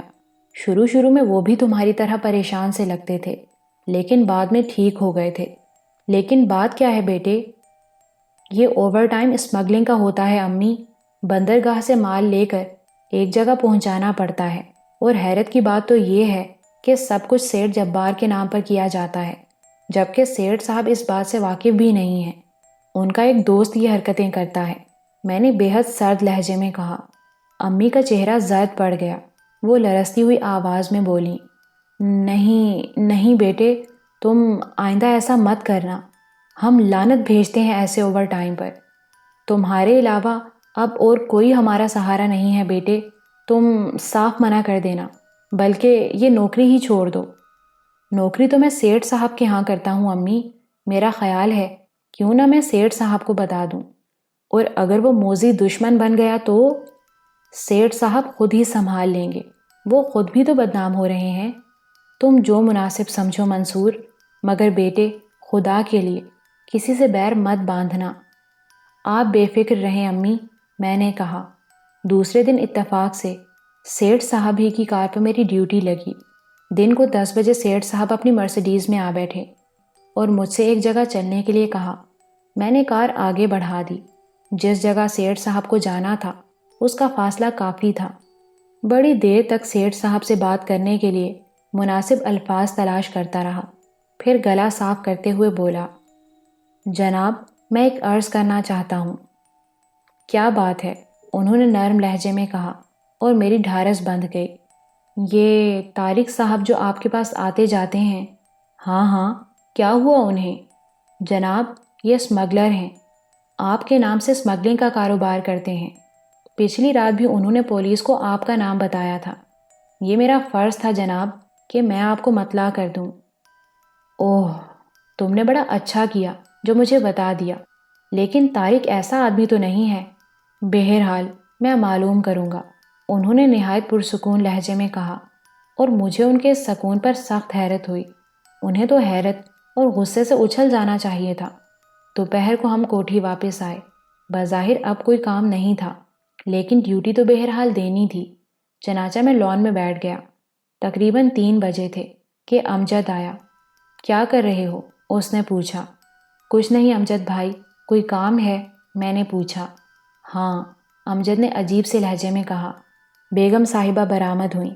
انہوں نے امجد کو اشارہ کیا اور وہ دوڑتا ہوا ان کی طرف چلا گیا، لیکن جاتے جاتے جو مجھ پر نظر ڈالی وہ برمے کی طرح میرے دل میں چھید کر گئی۔ بیگم صاحبہ اس کے ساتھ کار میں بیٹھ کر چلی گئیں۔ میں سوچ میں ڈوبا رہ گیا۔ امجد مجھ سے کیا کہنا چاہتا تھا؟ 5 بجے تک امجد واپس نہیں آیا۔ میں چھٹی کر کے گھر جانے والا تھا کہ طارق کی کار کوٹھی میں داخل ہو گئی۔ اس نے مجھے اشارے سے اپنے پاس بلایا۔ تمہاری خاطر آنا پڑا ہے پارٹنر، آ جاؤ بیٹھو، چھٹی تو ہو گئی ہوگی۔ ہاں لیکن طارق بھائی، میں نے ہچکچاتے ہوئے کہا۔ آ جا یار، باقی باتیں گاڑی میں ہوں گی، جلدی آ۔ طارق نے کار کا اگلا دروازہ کھول دیا۔ میں بیٹھ گیا تو اس نے کار ریورس کی اور کوٹھی سے باہر لے جا کر رفتار تیز کر دی۔ ہاں آپ بولو، کیا کہہ رہے تھے؟ اس نے کہا۔ طارق بھائی، کیا آپ اسمگلنگ کرتے ہیں؟ تو کیا انڈوں کا کاروبار کرتے ہیں؟ اس نے ہنستے ہوئے کہا۔ لیکن میں آپ کا ساتھ نہیں دے سکتا، میں نے ہمت کر کے کہہ دیا۔ تمہارا کام ہی کتنا ہے منصور، صرف مال کو ایک مخصوص اڈے تک پہنچانا ہوتا ہے، اور اس کے عوض تمہیں اتنا معاوضہ مل جاتا ہے جو تم کسی اور طرح نہیں کما سکتے۔ وہ تو ٹھیک ہے، لیکن یہ جرم ہے، میں کسی غیر قانونی کام میں شرکت نہیں کر سکتا۔ حالانکہ تمہارا باپ 8 سال سے یہی کام کر رہا تھا۔ اگر مجھے علم ہوتا تو ابا کو بھی یہ کام نہ کرنے دیتا۔ لیکن بیٹے، اس میں حرج ہی کیا ہے؟ یہ بھی تو تجارت ہے، بس حکومت کو پسند نہیں ہے، اور کسی بھی وقت حکومت ہم سب پر ہاتھ ڈال سکتی ہے، میں نے طنزیہ لہجے میں کہا۔ ابے ڈرائیور کے پٹھے، یہ سب باتیں ہمارے سوچنے کی ہیں، تیری کھوپڑی کے لیے نہیں ہیں۔ ابے حکومت یا پولیس ہمارا کیا بگاڑ سکتی ہے؟ سیٹھ صاحب کی وجہ سے ہم لوگ بچ گئے تھے، ورنہ طارق نے کار روک دی۔ میں نے اب تک غور نہیں کیا تھا کہ آج کار اس عمارت کی طرف نہیں گئی تھی جس میں ہم عموماً جاتے تھے، بلکہ شہر سے باہر ایک پہاڑی علاقے میں آ گئی تھی۔ طارق نے کار سڑک سے نیچے کچے میں اتار دی۔ ایک بڑے درخت کے نیچے میں نے 4 آدمیوں کو دیکھا جن کی موٹر سائیکلیں درخت کے نیچے کھڑی تھیں۔ کار ان کے قریب جا رکی۔ اتارو اس مسلح قوم کو، طارق نے نیچے اترتے ہوئے کہا۔ ایک آدمی نے کار کا دروازہ کھولا اور میرا گریبان پکڑ کر مجھے نیچے کھینچ لیا۔ میں منہ کے بل گرا۔ دونوں کوہنیاں اور گھٹنے چھل گئے۔ طارق دونوں ہاتھ کمر پر رکھے کھڑا تھا۔ میں نے تجھے منع کیا تھا کہ یہ بات کسی کے کانوں تک نہ پہنچے، اس نے ہونٹ بھینچ کر کہا۔ میں نے سیٹھ صاحب کے علاوہ کسی اور سے نہیں کہا طارق بھائی، تم لوگ ان کا نام بھی تو استعمال کر رہے ہو، اور میں نمک حرام نہیں ہوں، میں نے زمین سے اٹھتے ہوئے کہا۔ سیٹھ صاحب کے نمک حلال کتے، میں بھی تو تجھے 600 روپے دے چکا ہوں۔ طارق نے آگے بڑھ کر الٹا ہاتھ میرے منہ پر جڑ دیا اور میری برداشت کی طاقت جواب دے گئی۔ میں اس سے لپٹ پڑا اور اس کی کمر میں ہاتھ ڈال کر اسے زمین پر دے پٹخا۔ پھر 2-3 ٹھوکریں لگائیں تو اس کی چیخیں نکل گئیں۔ اس کے چاروں ساتھی مجھ پر ٹوٹ پڑے۔ ایک نے میری ٹانگ پکڑ کر پوری قوت سے کھینچ لی اور میں طارق سے علیحدہ ہو گیا۔ اس کے بعد ان لوگوں نے مجھے گھونسوں اور لاتوں پر رکھ لیا۔ میں نے بھی مقابلہ کیا، لیکن ان کے سامنے ایک نہ چلی۔ ذرا سی دیر میں زمین پر گر پڑا اور حواس ساتھ چھوڑ گئے۔ ہوش آیا تو رات ہو گئی تھی۔ سارا بدن پھوڑے کی طرح دکھ رہا تھا، کپڑے جا بجا پھٹ گئے تھے، اس پر خون کے دھبے نظر آ رہے تھے۔ ہمت کر کے اٹھا اور سڑک کی طرف چل پڑا۔ وہ لوگ جا چکے تھے۔ اس راستے پر صرف ایک بس چلتی تھی۔ میں نے جیپ دیکھی تو کچھ پیسے موجود تھے۔ سڑک پر پہنچ کر جس قدر حلیہ درست کر سکتا تھا کیا۔ بڑی نقاہت محسوس ہو رہی تھی۔ پھر بس کی روشنیاں نظر آئیں تو سڑک کے درمیان آ کر اشارہ کیا۔ بس کے مسافر ہمدردی سے پیش آئے۔ میں انہیں صحیح بات تو بتا نہیں سکتا تھا۔ کہا کہ میں ٹیکسی ڈرائیور ہوں۔ کچھ لوگ اس طرف لے گئے، مارا پیٹا، پیسے چھین لیے اور ٹیکسی لے کر فرار ہو گئے۔ بات بن گئی۔ پولیس اسٹیشن جانے کے مشورے دیے گئے۔ ڈاکوؤں کا حلیہ پوچھا گیا۔ میں سارے راستے سوالات کا نشانہ بنا رہا۔ خدا خدا کر کے اسٹاپ آیا اور ڈگمگاتے قدموں سے گھر پہنچا تو وہ شکر تھا کہ رات ہو چکی تھی، ورنہ محلے میں شور مچ جاتا۔ مخالف نہ جانے کیا سمجھتے اور کیا کہتے۔ مجھ پر نظر پڑتے ہی امی اور فریدہ کے اوسان خطا ہو گئے۔ ارے کیا ہوا میرے لال، تجھے کیا ہو گیا منصور، میرے بچے؟ امی واویلا کرنے لگیں۔ امی حوصلہ کریں، محلے میں آواز جائے گی تو لوگ جمع ہو جائیں گے۔ فریدہ نے سمجھداری کا ثبوت دیا۔ زیادہ پریشان نہ ہوں امی، مجھے دوسرے کپڑے دیں، زیادہ چوٹ نہیں ہے، میں نے بامشکل کہا۔ گھر آ کر تکلیف کا صحیح احساس ہو رہا تھا۔ ابھی لاتی ہوں بھائی جان۔ فریدہ جلدی سے کپڑوں کی الماری کی طرف دوڑی۔ امی مجھے چاروں طرف سے ٹٹول رہی تھیں، وہ میرے سارے زخموں کو دیکھ لینا چاہتی تھیں۔ وہی ہوا امی، میری ان لوگوں سے دشمنی ہو گئی۔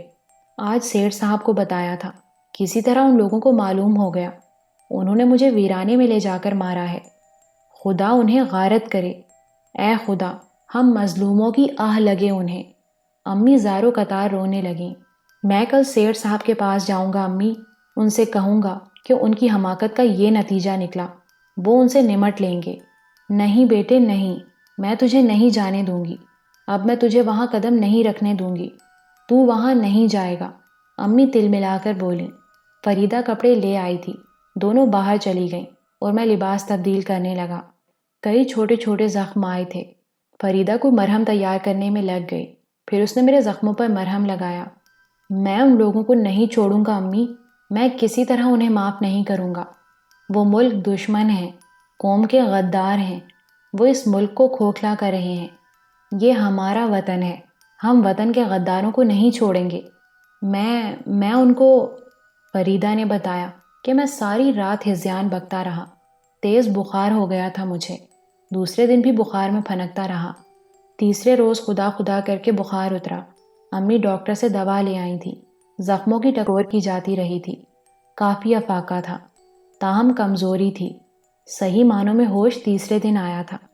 سیٹھ جبار کے ہاں سے تو کوئی نہیں آیا امی؟ میں نے پوچھا۔ ارے جھاڑو پھیرو ان سب پر، کوئی آئے تو صحیح۔ میں سیٹھ صاحب کے پاس جاؤں گا امی۔ نہیں میرے بچے، خدا کے واسطے اب ادھر کا رخ مت کرنا، امی گھگیا کر بولیں۔ سیٹھ صاحب اتنے برے انسان نہیں ہیں امی، وہ ان سب کو ٹھیک کر دیں گے۔ ابھی تم کہیں نہیں جاؤ گے، آرام کرو، ہمیں اس نوکری کی ضرورت نہیں ہے، امی نے فیصلہ کن لہجے میں کہا، اور میں خاموش ہو گیا۔ لیکن میرے ذہن میں غصے اور نفرت کا لاوا کھول رہا تھا۔ میں ان لوگوں کو کسی قیمت پر معاف کرنے کے لیے تیار نہیں تھا۔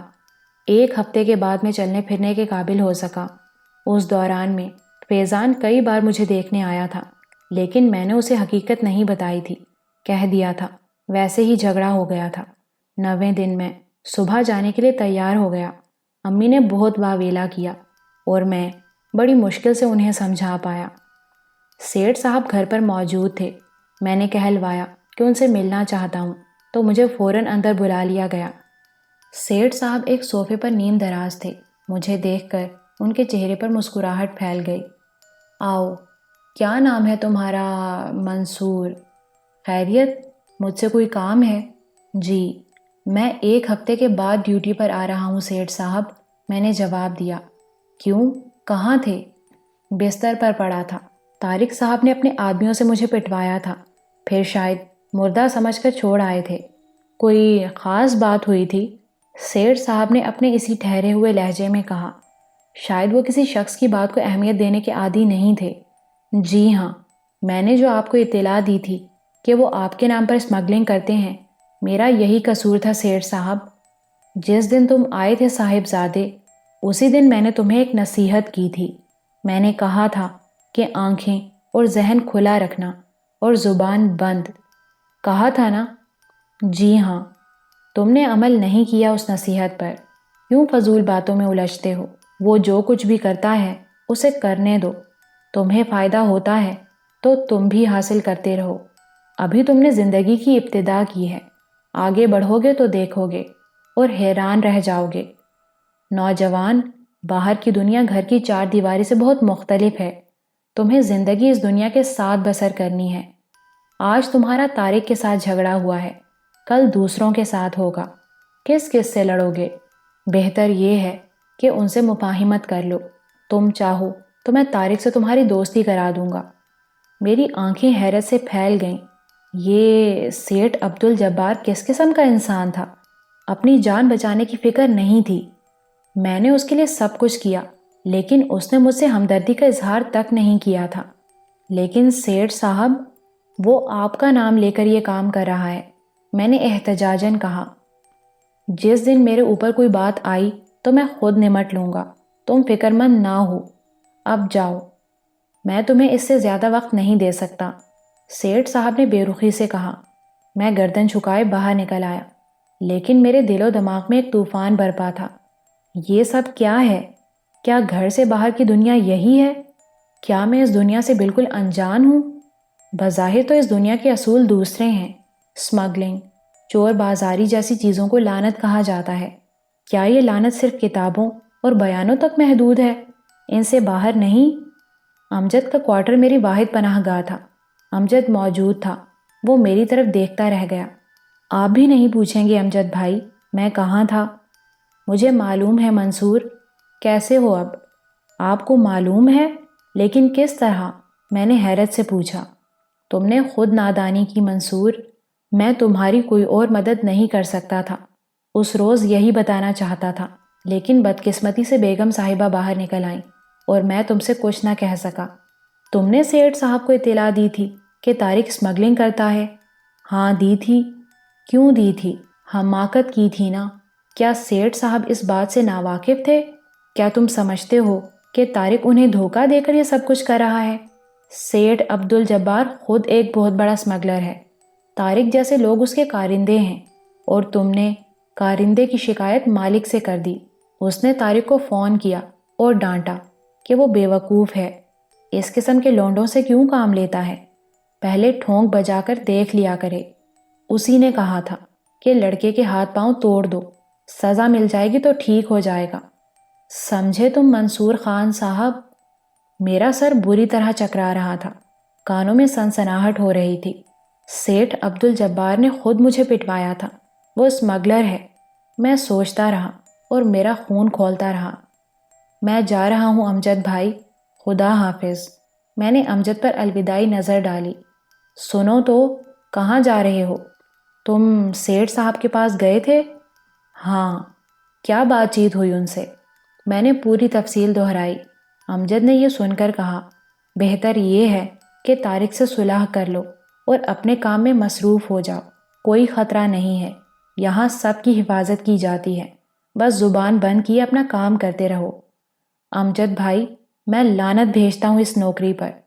اور رہی سیٹھ کی بات، تو امجد بھائی، اسے اگر کٹہرے کے پیچھے نہ پہنچایا تو منصور نام نہیں۔ یہ کہہ کر میں تیزی سے باہر نکل آیا۔ امجد آواز دیتا رہ گیا۔ میں نے امی کو سیٹھ جبار کے بارے میں کچھ نہیں بتایا، صرف یہ کہا کہ نوکری پر لات مار آیا ہوں۔ وہ چاہتی بھی یہی تھی۔ سن کر انہیں اطمینان ہو گیا۔ کہنے لگیں، نوکری کا کیا ہے، دوسری مل جائے گی۔ ایک دروازہ بند ہو تو خدا 10 دروازے کھول دیتا ہے۔ تم چند روز آرام کرو، اللہ مالک ہے۔ سارا دن میں چارپائی پر پڑا رہا۔ دوسرا دن بھی میں نے گھر پر ہی گزارا۔ ذہن میں الجھاؤ تھا، دماغ میں چنگاریاں سی چٹک رہی تھیں۔ کچھ کر گزرنے کی خواہش دل میں چٹکیاں لے رہی تھی۔ تیسرا روز تھا کہ امجد صبح ہی صبح آ گیا۔ پتہ پوچھتا پوچھتا پہنچ گیا تھا۔ میں نے امی سے اس کا تعارف کرایا۔ انہوں نے اسے ڈھیروں دعائیں دی اور اچھی تواضع کی۔ ڈیوٹی پر کیوں نہیں آ رہے ہو منصور؟ اب تو طبیعت ٹھیک ہے، چائے کے بعد امجد نے کہا۔ میں نے اس نوکری پر اسی دن لعنت بھیج دی تھی، بتا دیا تھا نا؟ میں نے جواب دیا۔ نہیں منصور بیٹے، اپنی زندگی کو اپنے ہاتھوں عذاب میں نہ ڈالو۔ تم نہیں سمجھتے ہو سیٹھ جبار کیسا آدمی ہے۔ اب تم اس کی حقیقت سے واقف ہو چکے ہو۔ اگر وہ تمہارے خلاف کچھ کرنے پر اتر آیا تو لینے کے دینے پڑ جائیں گے۔ میری بات مان لو منصور۔ امجد بھائی، آپ کیسی باتیں کر رہے ہیں؟ آپ لوگ تو ضمیر فروخت کر چکے ہیں، میرا ضمیر ابھی محفوظ ہے۔ سیٹھ جبار میرا کچھ نہیں بگاڑ سکے گا، اس کا اعلی کار بننے کا سوال ہی پیدا نہیں ہوتا۔ براہ کرم آپ… میں خود آنے کی ہمت نہ کرتا منصور، مجھے بھیجا گیا ہے اور کہا گیا ہے کہ تمہیں لے کر آؤں۔ تو آپ جا کر بتا دیں کہ میں نے آنے سے انکار کر دیا ہے۔ ایک بار پھر سوچ لو منصور۔ بس امجد بھائی بس، میں آپ کی عزت کرتا ہوں کیونکہ آپ میرے استاد بھی ہیں۔ آپ نے میرا جواب سن لیا ہے، تمہاری مرضی۔ امجد مایوس ہو کر چلا گیا، لیکن میرا غصے سے برا حال تھا۔ میں سیٹھ جبار کی ہٹ دھرمی کے بارے میں سوچ رہا تھا، اس کے لیے کچھ کرنا ہی تھا۔ اسی روز میں دوپہر کو گھر سے نکلا اور سیدھا پولیس اسٹیشن پہنچا۔ میں انچارج صاحب سے ملنا چاہتا ہوں، میں نے کہا، اور کچھ دیر بعد مجھے انچارج صاحب کے پاس پہنچا دیا گیا۔ ایک باروب انسپیکٹر نے مجھے غور سے دیکھا۔ فرمائیے، اس نے سرسری طور سے کہا۔ میں ایک جرائم پیشہ شخص کی نشاندہی کے لیے حاضر ہوا ہوں جناب۔ بہت اچھا کیا بیٹے، انسپیکٹر نے کہا۔ کون ہے وہ؟ اس کا نام سیٹھ عبدالجبار ہے، ایک بہت بڑا اسمگلر جو اپنے کارندوں کے ذریعے اسمگلنگ کراتا ہے اور خود شریف بنا رہتا ہے۔ میں آپ کو ان جگہوں تک لے جا سکتا ہوں۔ سمندر کے کنارے اس کا مال اترتا ہے اور وہاں سے ایک جگہ لے جایا جاتا ہے۔ میں ان لوگوں کو رنگے ہاتھوں گرفتار کرا سکتا ہوں۔ انسپیکٹر حیران نگاہوں سے مجھے دیکھ رہا تھا۔ آخر بولا، لیکن تم ان ساری باتوں کو کس طرح جانتے ہو؟ اور جواب میں نے اسے پوری کہانی سنا دی۔ وہ دیر تک سوچتا رہا، پھر بولا، تو اب تم اس کے خلاف انتقامی کارروائی کرنا چاہتے ہو؟ نہیں جناب، میں تو قانون کی مدد کرنا چاہتا ہوں۔ تمہارا پتہ کیا ہے؟ انسپیکٹر کے انداز میں کسی قدر تبدیلی آ گئی۔ میں نے اس تبدیلی کو محسوس کیا لیکن سمجھ نہیں سکا۔ اس نے میرا پتہ لکھا اور کہا، تم جاؤ لیکن گھر پر ہی رہو گے، شہر سے باہر نہ جانا، پولیس تم سے خود رابطہ قائم کرے گی۔ بہت بہتر جناب، میں نے جواب دیا اور پولیس اسٹیشن سے باہر نکل آیا۔ میں بہت مگن تھا، فخر محسوس کر رہا تھا کہ میں نے سیٹھ عبدالجبار کو پھنسوا دیا۔ خوش گھر میں داخل ہوا تو امی اور فریدہ میری منتظر تھیں اور بدحواس نظر آ رہی تھیں۔ جبار سیٹھ کے آدمی آئے تھے، کہہ گئے ہیں کہ جیسے ہی تم آؤ تمہیں ان کے پاس بھیج دیا جائے۔ کئی آدمی تھے اور صورت سے غنڈے لگ رہے تھے۔ امی نے جلدی بتایا۔ آپ نے کیا جواب دیا امی؟ میں نے تشویش سے پوچھا۔ میں نے یہی کہا کہ اب وہ وہاں نوکری نہیں کرے گا۔ کہنے لگے کہ وہ سیٹھ صاحب سے بات کر لے۔ اب کیا ہوگا منصور؟ امی سخت پریشان نظر آ رہی تھیں۔ جو کچھ بھی ہوگا آپ خود دیکھ لیں گی امی، میں جاہل نہیں ہوں۔ کیا یاد کرے گا یہ سیٹھ جبار بھی؟ میں نے مسکرانے کی کوشش کرتے ہوئے کہا۔ منصور، خدا کے واسطے یہ گھر بدل دو، یہ شہر چھوڑ دو، ہم لاوارث ہیں، ہمارا کوئی پرسان حال نہیں ہے۔ اللہ ان لوگوں کو غارت کرے، کہیں تم کسی مصیبت میں نہ پھنس جاؤ۔ نہیں پھنسوں گا امی، آپ بے فکر رہیں۔ اور ہاں، میں اس سیٹھ سے مل ہی لوں، اس سے کہہ دوں کہ وہ کھال میں رہے۔ میں اس سے ملنے جا رہا ہوں امی۔ امی کچھ بولنے کے لیے منہ کھول کر رہ گئیں اور میں باہر نکل گیا۔ میں ایک بار پھر سیٹھ جبار کی کوٹھی میں داخل ہو رہا تھا۔ اس نے مجھے فوراً بلوا لیا۔ وہ مسکرا رہا تھا۔ سنا ہے تم نے نوکری چھوڑ دی ہے؟ اس نے بلا تمہید کہا۔ جی ہاں سیٹھ صاحب، میں نے بلا جھجک جواب دیا۔ یقیناً تم اتنے اچھے آدمی کے بیٹے ہو کہ تمہیں چھوڑنے کو جی نہیں چاہتا۔ میری خواہش ہے کہ تم یہاں نوکری کرتے رہو، عیش کرو گے۔ لیکن سیٹھ صاحب، میں قانون شکنوں کے درمیان نہیں رہ سکتا۔ تو تم نے فیصلہ کر لیا ہے؟ ہاں، اور مجھے یہ بھی علم ہے کہ آپ ہی نے مجھے پٹوایا بھی ہے۔ ارے ارے ارے، یہ تم سے کس نے کہا؟ بہرحال جس نے بھی تم سے یہ کہا ہے اس نے جھوٹ بولا ہے۔ میں تو تمہاری باتوں پر غور کر رہا تھا، سوچ رہا تھا کہ تم کتنے نیک انسان ہو، کتنی عمدہ سوچ ہے تمہاری۔ کیوں نہ میں اپنی اصلاح کر لوں؟ آپ اپنی اصلاح کریں گے سیٹھ صاحب؟ میں حیرت زدہ رہ گیا۔ ہاں ہاں، کیوں نہیں؟ تم نے میرے ذہن کو جھنجھوڑ دیا ہے۔ آپ کے پاس خدا کا دیا سب کچھ ہے سیٹھ صاحب، پھر آپ یہ مکروہ کام کیوں کرتے ہیں؟ دولت کی کوئی کمی ہے آپ کے پاس؟ ہاں بیٹے، یہی سب کچھ میں سوچ رہا تھا۔ بہرحال تم ابھی آرام کرو، میری طرف سے تمہیں ایک ہفتے تک آرام کی اجازت ہے۔ جب بالکل تندرست ہو جاؤ تو آ جانا، تمہیں تمہاری پوری تنخواہ ملے گی۔ شکریہ سیٹھ صاحب۔ میں اپنی مسرت چھپا نہ سکا۔ دل چاہا کہ اپنی اس حماقت کو ظاہر کر دوں جو میں نے پولیس اسٹیشن جا کر کی تھی، لیکن نہ جانے کیوں ہمت نہ پڑ سکی۔ یہ خیال آیا کہ کہیں وہ بددل نہ ہو جائے۔ میں تو خود پرسکون زندگی کا خواہش مند تھا۔ سیٹھ صاحب کے پاس سے لوٹا تو خوشی کے ساتھ ایک خلش بھی تھی کہ پولیس اسٹیشن جا کر میں نے جلد بازی کا مظاہرہ کیا۔ اگر پولیس نے سیٹھ صاحب کے خلاف قدم اٹھایا تو کیا ہوگا؟ لیکن اب تیر کمان سے نکل چکا تھا۔ گھر پہنچا تو امی لپک کر آگے بڑھیں۔ ملا ہے سیٹھ صاحب سے؟ انہوں نے اضطراب سے پوچھا۔ جی امی، میں نے مسکرا کر جواب دیا۔ آج جو باتیں ہوئی ہیں ان سے میں آسمانوں پر اڑ رہا ہوں، میں نے جواب دیا۔ دعا کریں خدا مجھے ہر مشن میں کامیابی عطا فرمائے۔ سیٹھ صاحب نے کہا ہے کہ میں ملازمت جاری رکھوں، وہ اپنی اصلاح کرنا چاہتے ہیں۔ میں نے دیکھا کہ امی کے چہرے پر بدستور تشویش تھی۔ کیوں اطمینان نہیں ہوا؟ میں نے پوچھا۔ نہیں منصور، میرا خیال ہے تم شکریہ کے ساتھ یہ ملازمت اسے لوٹا دو۔ بیٹے، جس منہ کو حرام لگ جاتا ہے مشکل ہی سے چھوٹتا ہے، اور پھر ان بڑے لوگوں کا کیا اعتبار؟ زبان پر کچھ ہوتا ہے اور دل میں کچھ۔ میں آپ کے حکم کی ضرور تعمیل کروں گا امی، لیکن میرے خیال میں کچھ دن اور گزرنے دیں۔ دراصل میں غلطی کر بیٹھا ہوں۔ میں نے پولیس کو سیٹھ صاحب کے بارے میں اطلاع دے دی ہے اور یقین ہے کہ پولیس کارروائی ضرور کرے گی۔ اگر میں ملازمت چھوڑ دوں گا تو سیٹھ صاحب یہی سمجھیں گے کہ میں نے اپنے دل سے کینہ دور نہیں کیا، پھر یہ دشمنی بڑھ جائے گی۔ تو تم نے پولیس کو اطلاع دے دی ہے؟ ہاں، لیکن میرے دل پر بوجھ نہیں ہے۔ ظاہر ہے پولیس تفتیش کے دوران تمہارا نام ضرور لے گی، اور پھر اگر ایسی صورت ہوئی تو بتا دوں گا کہ یہ رپورٹ میں نے اس وقت کی تھی جب طارق نے مجھے پیٹا تھا۔ میں نے جواب دیا، لیکن امی مطمئن نہیں ہوئیں۔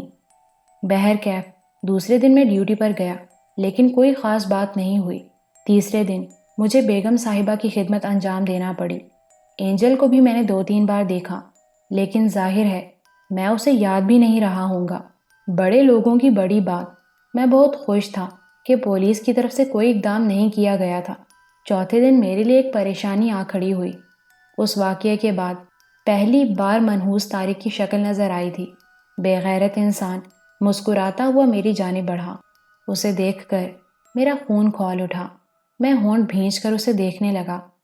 ہیلو منصور، کیسے حال ہیں؟ اس نے مصافحے کے لیے میری طرف ہاتھ بڑھا دیا، لیکن میں نے جنبش نہ کی۔ اس نے ہنس کر کہا، ہاتھ ملاؤ یار، سیٹھ صاحب نے تو کہا تھا کہ تم ٹھیک ہو گئے ہو۔ ٹھیک ہونے سے تمہاری کیا مراد ہے؟ میں نے سرد لہجے میں پوچھا۔ مطلب یہ ہے کہ اب تم خلوص دل سے ہمارے ساتھ ہو، یعنی تمہارے گندے دھندوں کے ساتھ؟ تم اب بھی انہیں گندا سمجھتے ہو؟ طارق نے ہاتھ کھینچ لیا۔ غلاظت ہمیشہ غلاظت ہی رہتی ہے۔ گویا آج تم میرے ساتھ نہیں چلو گے۔ میں تمہاری طرح بے غیرت نہیں ہوں طارق۔ تم نے میرے ساتھ جو سلوک کیا ہے اس کے بعد بھی ملاپ کی گنجائش رہ جاتی ہے؟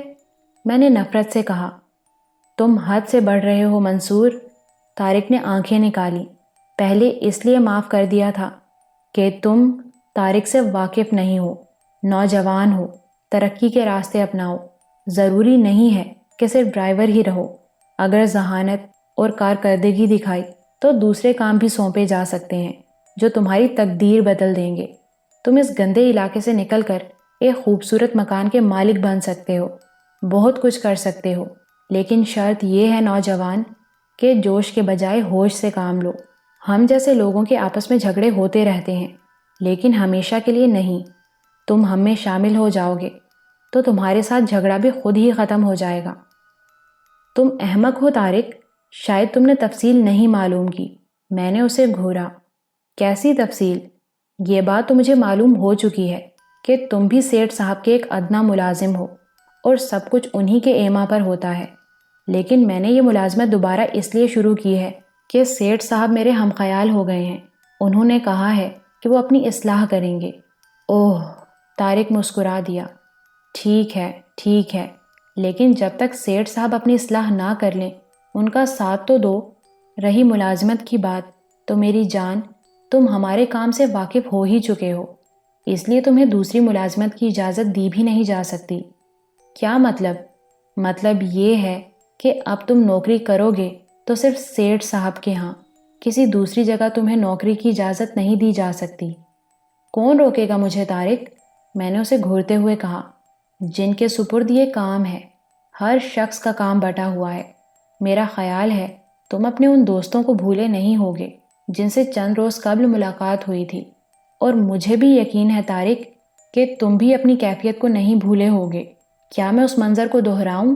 میں نے دانت پیس کر کہا تو طارق کئی قدم پیچھے ہٹ گیا۔ اگر تمہاری بدبختی تمہارا ساتھ نہیں چھوڑ سکتی تو کوئی کیا کر سکتا ہے؟ اس نے نفرت سے ہونٹ سکوڑتے ہوئے کہا اور چلا گیا۔ میرے ذہن میں لاوا سا پک رہا تھا۔ میں اس وقت کو کوس رہا تھا جب میں نے سیٹھ جبار کے دروازے پر قدم رکھا تھا۔ ملازمت کہیں بھی مل سکتی تھی۔ امی کے الفاظ میرے ذہن میں گونج رہے تھے کہ ان لوگوں کے بارے میں کچھ نہیں کہا جا سکتا۔ اس شام میں الجھا گھر لوٹا، لیکن گھر میں داخل ہونے سے پہلے اپنی حالت درست کر لی۔ امی کو پریشان کرنے سے کیا حاصل تھا؟ گھر کے معمولات میں اسی طرح حصہ لیا جیسے روز لیتا تھا، لیکن ساری رات نیند نہیں آئی۔ یہی سوچتا رہا کہ طارق نے جو باتیں کی تھیں ان سے کہیں یہ مطلب تو نہیں نکلتا کہ سیٹھ صاحب اپنی بات پر قائم نہیں رہیں گے۔ کیا محض میری وجہ سے ایک شخص اپنی لاکھوں روپے کی آمدنی چھوڑ سکتا ہے؟ صبح کی روشنی نمودار ہوئی تو میں نے فیصلہ کیا کہ سیٹھ صاحب کے ہاں نہیں جاؤں گا، بلکہ کوئی دوسری ملازمت تلاش کرنے کی کوشش کروں گا۔ اس کے علاوہ آج پھر پولیس اسٹیشن جاؤں گا، انچارج سے بات کروں گا۔ آخر پولیس کے بھی کچھ فرائض ہوتے ہیں، اتنا تساہل کیوں؟ ناشتے کے بعد گھر سے نکلا، کچھ دیر سڑکوں پر پھرتا رہا، خیالات کا تانا بانا بنتا رہا۔ طارق کی دھمکی کہ میں کہیں اور ملازمت نہیں کر سکتا بار بار یاد آ رہی تھی۔ آخر پولیس اسٹیشن کا رخ کیا۔ انسپکٹر موجود تھا، اس کے پاس چند لوگ بیٹھے ہوئے تھے۔ اس نے مجھے پہچان لیا اور چونک پڑا۔ تم باہر بیٹھو، میں ابھی بلواتا ہوں، اس نے کہا، اور میں باہر نکل آیا۔ دیر تک میں انسپکٹر کے کمرے کے باہر پڑی ہوئی بینچ پر بیٹھا رہا، لوگوں کو آتے جاتے دیکھتا رہا۔ دنیا اس قدر مسائل سے دوچار ہے، اس سے قبل نہیں سوچا تھا۔ تقریباً پونے گھنٹے بعد میرا بلاوا آیا۔ بیٹھو، تمہارا نام منصور ہے نا؟ انسپکٹر نے کہا۔ جی، میں پہلے بھی حاضر ہوا تھا۔ ہاں مجھے یاد ہے، لیکن سیٹھ صاحب سے تو تمہاری مصالحت ہو گئی تھی، انسپیکٹر نے کہا۔ میں چونک پڑا۔ جی، مگر آپ کو کس طرح معلوم ہوا؟ میرا مطلب ہے تم دوبارہ نہیں آئے، اس لیے میں نے سوچا کہ… آپ نے کہا تھا کہ آپ خود مجھ سے رابطہ قائم کریں گے۔ آپ نے میرا پتہ بھی نوٹ کیا تھا۔ میں تو انتظار کرتا رہا تھا۔ لیکن اس دوران میں بھی کیا تم سیٹھ جبار کے ہاں ملازمت کرتے رہے ہو؟ جی ہاں۔ اور حسب معمول اسمگلنگ کے کام میں حصہ لیتے رہے ہو؟ ایک بار بھی نہیں انسپیکٹر صاحب۔ انسپیکٹر نے سگریٹ جلایا اور پن میز پر بجاتے ہوئے خلا میں گھورتا رہا، جیسے کسی نتیجے پر پہنچنے کی کوشش کر رہا ہو۔ کئی سیکنڈز گزر گئے تو اس نے ہنکارا بھرا۔ نوجوان، تم بلا شبہ ایک اچھے انسان ہو، میں تمہاری قدر کرتا ہوں۔ اس نے گلا صاف کرتے ہوئے کہا، میں تمہیں ان کے ساتھ کام کرنے کا مشورہ نہیں دوں گا۔ بہتر ہے کہ تم وہاں سے ملازمت چھوڑ کر کسی اور جگہ کر لو، یہی تمہارے حق میں بہتر ہے۔ پولیس خود موقع کی طاق میں ہے۔ جس وقت بھی سیٹھ جبار گرفت میں آ گیا ہم اسے نہیں چھوڑیں گے۔ لیکن اس کے کارندے نے دھمکی دی ہے کہ سیٹھ جبار مجھے کہیں اور نوکری نہیں کرنے دے گا۔ میں نے انسپیکٹر کے مشورے پر حیران ہو کر کہا، میں تمہاری اور مدد نہیں کر سکتا، اب تم جا سکتے ہو۔ انسپیکٹر رکھائی سے بولا، میں نے کہہ دیا ہے کہ سیٹھ جبار ہماری نظر میں رہے گا اور تمہیں کوئی نقصان پہنچنے سے پہلے اس کی گردن ہمارے ہاتھ میں ہوگی۔ انسپیکٹر فائل دیکھنے لگا اور میں نے باہر کا رخ کیا۔ تقریباً 3 بجے میں گھر لوٹا۔ امی نے میرا منہ اترا ہوا دیکھا تو بولی، طبیعت تو ٹھیک ہے؟ تو ٹھیک تو ہے، کوئی خرابی نظر آ رہی ہے مجھ میں؟ میں نے ظرافت کا سہارا لے کر ان کی پریشانی دور کرنے کی کوشش کی۔ میں جانتا تھا کہ میرے گھر سے نکلنے کے بعد سے میرے گھر میں داخل ہونے تک وہ سولی پر لٹکی رہتی ہیں، چہرے پر ہوائیاں اڑ رہی ہیں۔ کیا نوکری پر گئے تھے؟ انہوں نے تشویش سے پوچھا۔ نہیں، وہاں سے تو کوئی نہیں آیا، میں نے جواباً کہا۔ نہیں، کوئی نہیں آیا، لیکن پھر کہاں رہے اتنی دیر؟ وہی ملازمت کی تلاش میں سڑکیں ناپتا رہا، اور ہوائیاں اسی لیے اڑ رہی ہیں چہرے پر کہ کھانا نہیں کھایا۔ فریدہ، کچھ کھلاؤ گی؟ ابھی لائی بھائی جان۔ فریدہ باورچی خانے کی طرف لپکی۔ میں نے منہ ہاتھ دھویا اور کھانے کا انتظار کرنے لگا۔ پریشان ہونے کی کیا ضرورت ہے منصور؟ چند روز آرام کر لو، ملازمت مل ہی جائے گی۔ ہم بھوکے تو نہیں مر رہے ہیں۔ تم پہلے سیٹھ جبار کے ہاں سے بخیر و خوبی چھٹی کر لو، اس کے بعد اطمینان سے تلاش کر لینا ملازمت۔ خدا کا شکر ہے کہ میں نے ڈرائیونگ سیکھ لی ہے، نوکری تو مل ہی جائے گی، لیکن گھر بیٹھے نہیں۔ کھانا کھانے کے بعد میں سونے کے لیے لیٹ گیا۔ بڑی گہری نیند آئی۔ 7 بجے کے قریب امی نے جگایا۔ اب اٹھ جاؤ، رات کو نہیں سو گے؟ میں اٹھا، لیکن طبیعت کسل مند تھی۔ بے بسی کے احساس نے پس مردہ کر رکھا تھا۔ رات کو بھی جلدی لیٹ گیا۔ اس گھر میں ہلچل ہی کیا تھی؟ صرف 3 افراد، کوئی آ جاتا تو تھوڑی سی رونق ہو جاتی، ورنہ وہی خاموش ماحول۔ تاریک لمحے گزرتے رہے اور میری بے قراری بڑھتی رہی۔ دیر تک سوئے رہنے سے نیند نہیں آ رہی تھی۔ امی اور فریدہ گہری نیند سو رہی تھیں۔ آدھی رات کا عمل ہوگا۔ کچھ غنودگی طاری تھی کہ اچانک فریدہ کی چینخ ابھری اور اس کے فوراً بعد دروازے پر دھماکہ سا ہوا۔ میں چارپائی سے اچھل کر فرش پر کھڑا ہو گیا اور دیکھا کہ فریدہ اپنے بستر سے امی کی چارپائی پر آ گری تھی۔ میں اس کی طرف لپکا تو وہ تیز تیز سانس لے رہی تھی۔ سارا جسم کانپ رہا تھا اور پسینہ پسینہ ہو رہی تھی۔ کیا ہوا؟ کیا ہوا فریدہ؟ امی بھینچی بھینچی آواز میں کہہ رہی تھیں۔ فریدہ، فریدہ۔ میں نے اس کی پشت پر ہاتھ رکھا۔ وہ فریدہ ہاتھ سے دروازے کی طرف اشارہ کر کے بامشکل کہہ پائی۔ آواز میں نے بھی سنی تھی، لیکن تمام تر توجہ فریدہ کی جانب ہونے کی وجہ سے اس طرف دھیان نہیں گیا تھا۔ لپک کر گیا تو دروازہ کھلا تھا۔ باہر نکلا تو گلی سنسان پڑی تھی۔ کون آیا تھا؟ کوئی چور تھا؟ لیکن پہلے کبھی محلے میں ایسی واردات نہیں ہوئی تھی۔ لوفر، اوباش ضرور تھے، لیکن چوری چکاری نہیں کرتے تھے۔ محلے میں جو چاہے کرتے پھریں، لیکن گھروں میں نہیں جھانکتے تھے۔ میں دروازہ بند کر کے اندر آ گیا۔ ہر چیز جوں کی توں تھی۔ امی نے الماریوں کے تالے کھول کھول کر دیکھے۔ سارا سامان موجود تھا، کوئی چیز چوری نہیں ہوئی تھی۔ فریدہ نے بتایا کہ اچانک اس کی آنکھ کھل گئی تو اس نے کمرے میں ایک ہیولا سا دیکھا جو اس کی چارپائی کی طرف بڑھ رہا تھا۔ اس نے بے اختیار چینخ ماری اور آنے والا دروازے کی طرف بھاگا۔ ظاہر تھا کہ وہ کھڑکی کے راستے سے آیا تھا اور آتے ہی دروازہ کھول دیا تھا تاکہ بھاگ سکے۔ کوئی باہر کا آدمی ہوگا، میں نے کہا۔ محلے والوں نے اب تک ایسی جرت نہیں کی ہے۔ چوری کرنے آیا ہوگا، لیکن فریدہ کے چیخنے سے بھاگ گیا۔ صبح دیکھا جائے گا، اب تم سو جاؤ۔ وہ دوبارہ آنے سے رہا۔ ہم لیٹ گئے۔ رات کا باقی حصہ جاگتے ہی گزرا۔ صبح امی نے پڑوسن خالہ کو رات کا واقعہ سنایا تو وہ انگشت بدندہ رہ گئیں۔ کہنے لگیں کہ وہ اپنے میاں سے کہیں گی اور محلے کے بڑوں کو جمع کیا جائے گا۔ اس بارے میں کچھ نہ کچھ تو ہونا چاہیے۔ اگر چور نے ایک گھر دیکھ لیا ہے تو دوسرے بھی دیکھے گا۔ دوپہر تک میں گھر میں رہا۔ میرا خیال تھا کہ سیٹھ جبار کے ہاں سے کوئی نہ کوئی ضرور آئے گا۔ ممکن ہے امجد ہی آ جائے، لیکن کوئی نہ آیا اور میں نے دل میں کہا کہ خدا کرے کوئی نہ آئے۔ 2-3 دن انتظار کر لوں، اس کے بعد ملازمت تلاش کروں گا۔ خدا کرے سیٹھ جبار سے میری جان چھوٹ جائے۔ کوئی 3 بجے میں گھر سے نکلا۔ پٹواری کی دکان بند تھی، اس لیے لفنگوں کی ٹولی بھی نہیں تھی۔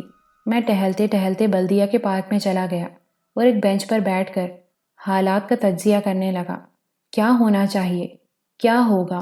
ذہن ایک تھا اور سوالات کی یلغار تھی۔ کوئی دوسرا ذہن مددگار نہ تھا۔ کسی کا تجربہ میرا معاون نہ بن سکتا تھا۔ کسی کی رہنمائی میسر نہیں تھی۔ اندھیرے میں کوئی قندیل روشن نظر نہ آتی تھی۔ کیا یہ شہر چھوڑ دوں؟ لیکن ماں اور بہن کو لے کر پرائے دیس میں کس امید پر جاؤں؟ جب ذہن نے مزید ساتھ نہ دیا تو اٹھا اور بوجھل قدموں سے گھر لوٹ آیا۔ پٹواری کی دکان کھل گئی تھی۔ حسب دستور ٹولی موجود تھی۔ میں سر جھکائے چلتا رہا۔ لو آ گئے فرشتہ صاحب۔ پٹواری نے مجھ پر پھپتی کسی، لیکن میں نے سنی انسنی کر دی اور چلتا رہا۔ ابے ان فرشتوں کی، ایک اور آواز میں گالی دی گئی اور میرے قدم رک گئے۔ گردن بے اختیار دکان کے سمت مڑ گئے۔ سارے میری طرف دانت نکالے دیکھ رہے تھے۔ کیا گھور رہا ہے بے؟ بنو بولا۔ بڑا فرشتہ بنا پھرتا ہے۔ سارا پول کھل گیا۔ میرے تن بدن میں آگ لگ گئی، لیکن مصلحتاً غصے کو دبا کر نپے تلے قدموں سے اس کی طرف بڑھا اور شائستگی سے پوچھا، تمہیں مجھ سے کوئی شکایت ہے؟ شکایت کے بچے تم جیسے۔ اس کی دوسری گالی حلق میں اٹک کر رہ گئی۔ میرا ہاتھ اس کے گلے پر تھا۔ دوسرے لمحے میں نے اسے اٹھا کر زمین پر پٹخ دیا اور تابڑ توڑ 2-4 گھونسے اس کے جبڑے پر رسید کیے۔ ارے بنو بھائی کو مار ڈالا، بنو بھائی کو بچاؤ! پٹواری نے شور مچا دیا اور سارے لفنگے مجھ پر جھپٹے۔ میں نے پھرتی سے قریب پڑا ہوا لکڑی کا کندھا اٹھا لیا اور پیچھے ہٹ کر بولا، اگر کوئی سامنے آیا تو اس کی خیر نہیں۔ پہل بنو نے کی، میرا کوئی قصور نہیں تھا۔ محلے کا ستیہ ناس کر دیا ہے تم نے اور کہتے ہو کوئی قصور نہیں تھا؟ ایک بزرگ آگے بڑھ کر بولے جن کی میں بے حد عزت کرتا تھا۔ میں نے محلے کا ستیہ ناس کر دیا؟ چچا جان میں نے؟ مجھے یقین نہیں آ رہا تھا کہ یہ الفاظ انہوں نے کہے تھے۔ میاں سمجھتے تو ہم بھی معصوم تھے، بہت بیوقوف بنا لیا، اب نہیں بنا سکتے۔ خدا کی پناہ، پورے محلے کو حیرت تھی کہ احمد علی صرف ڈرائیور ہے، لیکن ٹھاٹ باٹ دیکھو۔ اب پتہ چلا کہ قصہ کیا تھا۔ توبہ توبہ! چچا میں نے ہمیشہ آپ کا احترام کیا ہے، کچھ بتائیے تو، آپ نے ہماری کیا بات دیکھی؟ ماں اور بہن تھانے میں بیٹھی ہیں، ان سے جا کر پوچھو، بزرگ بولے۔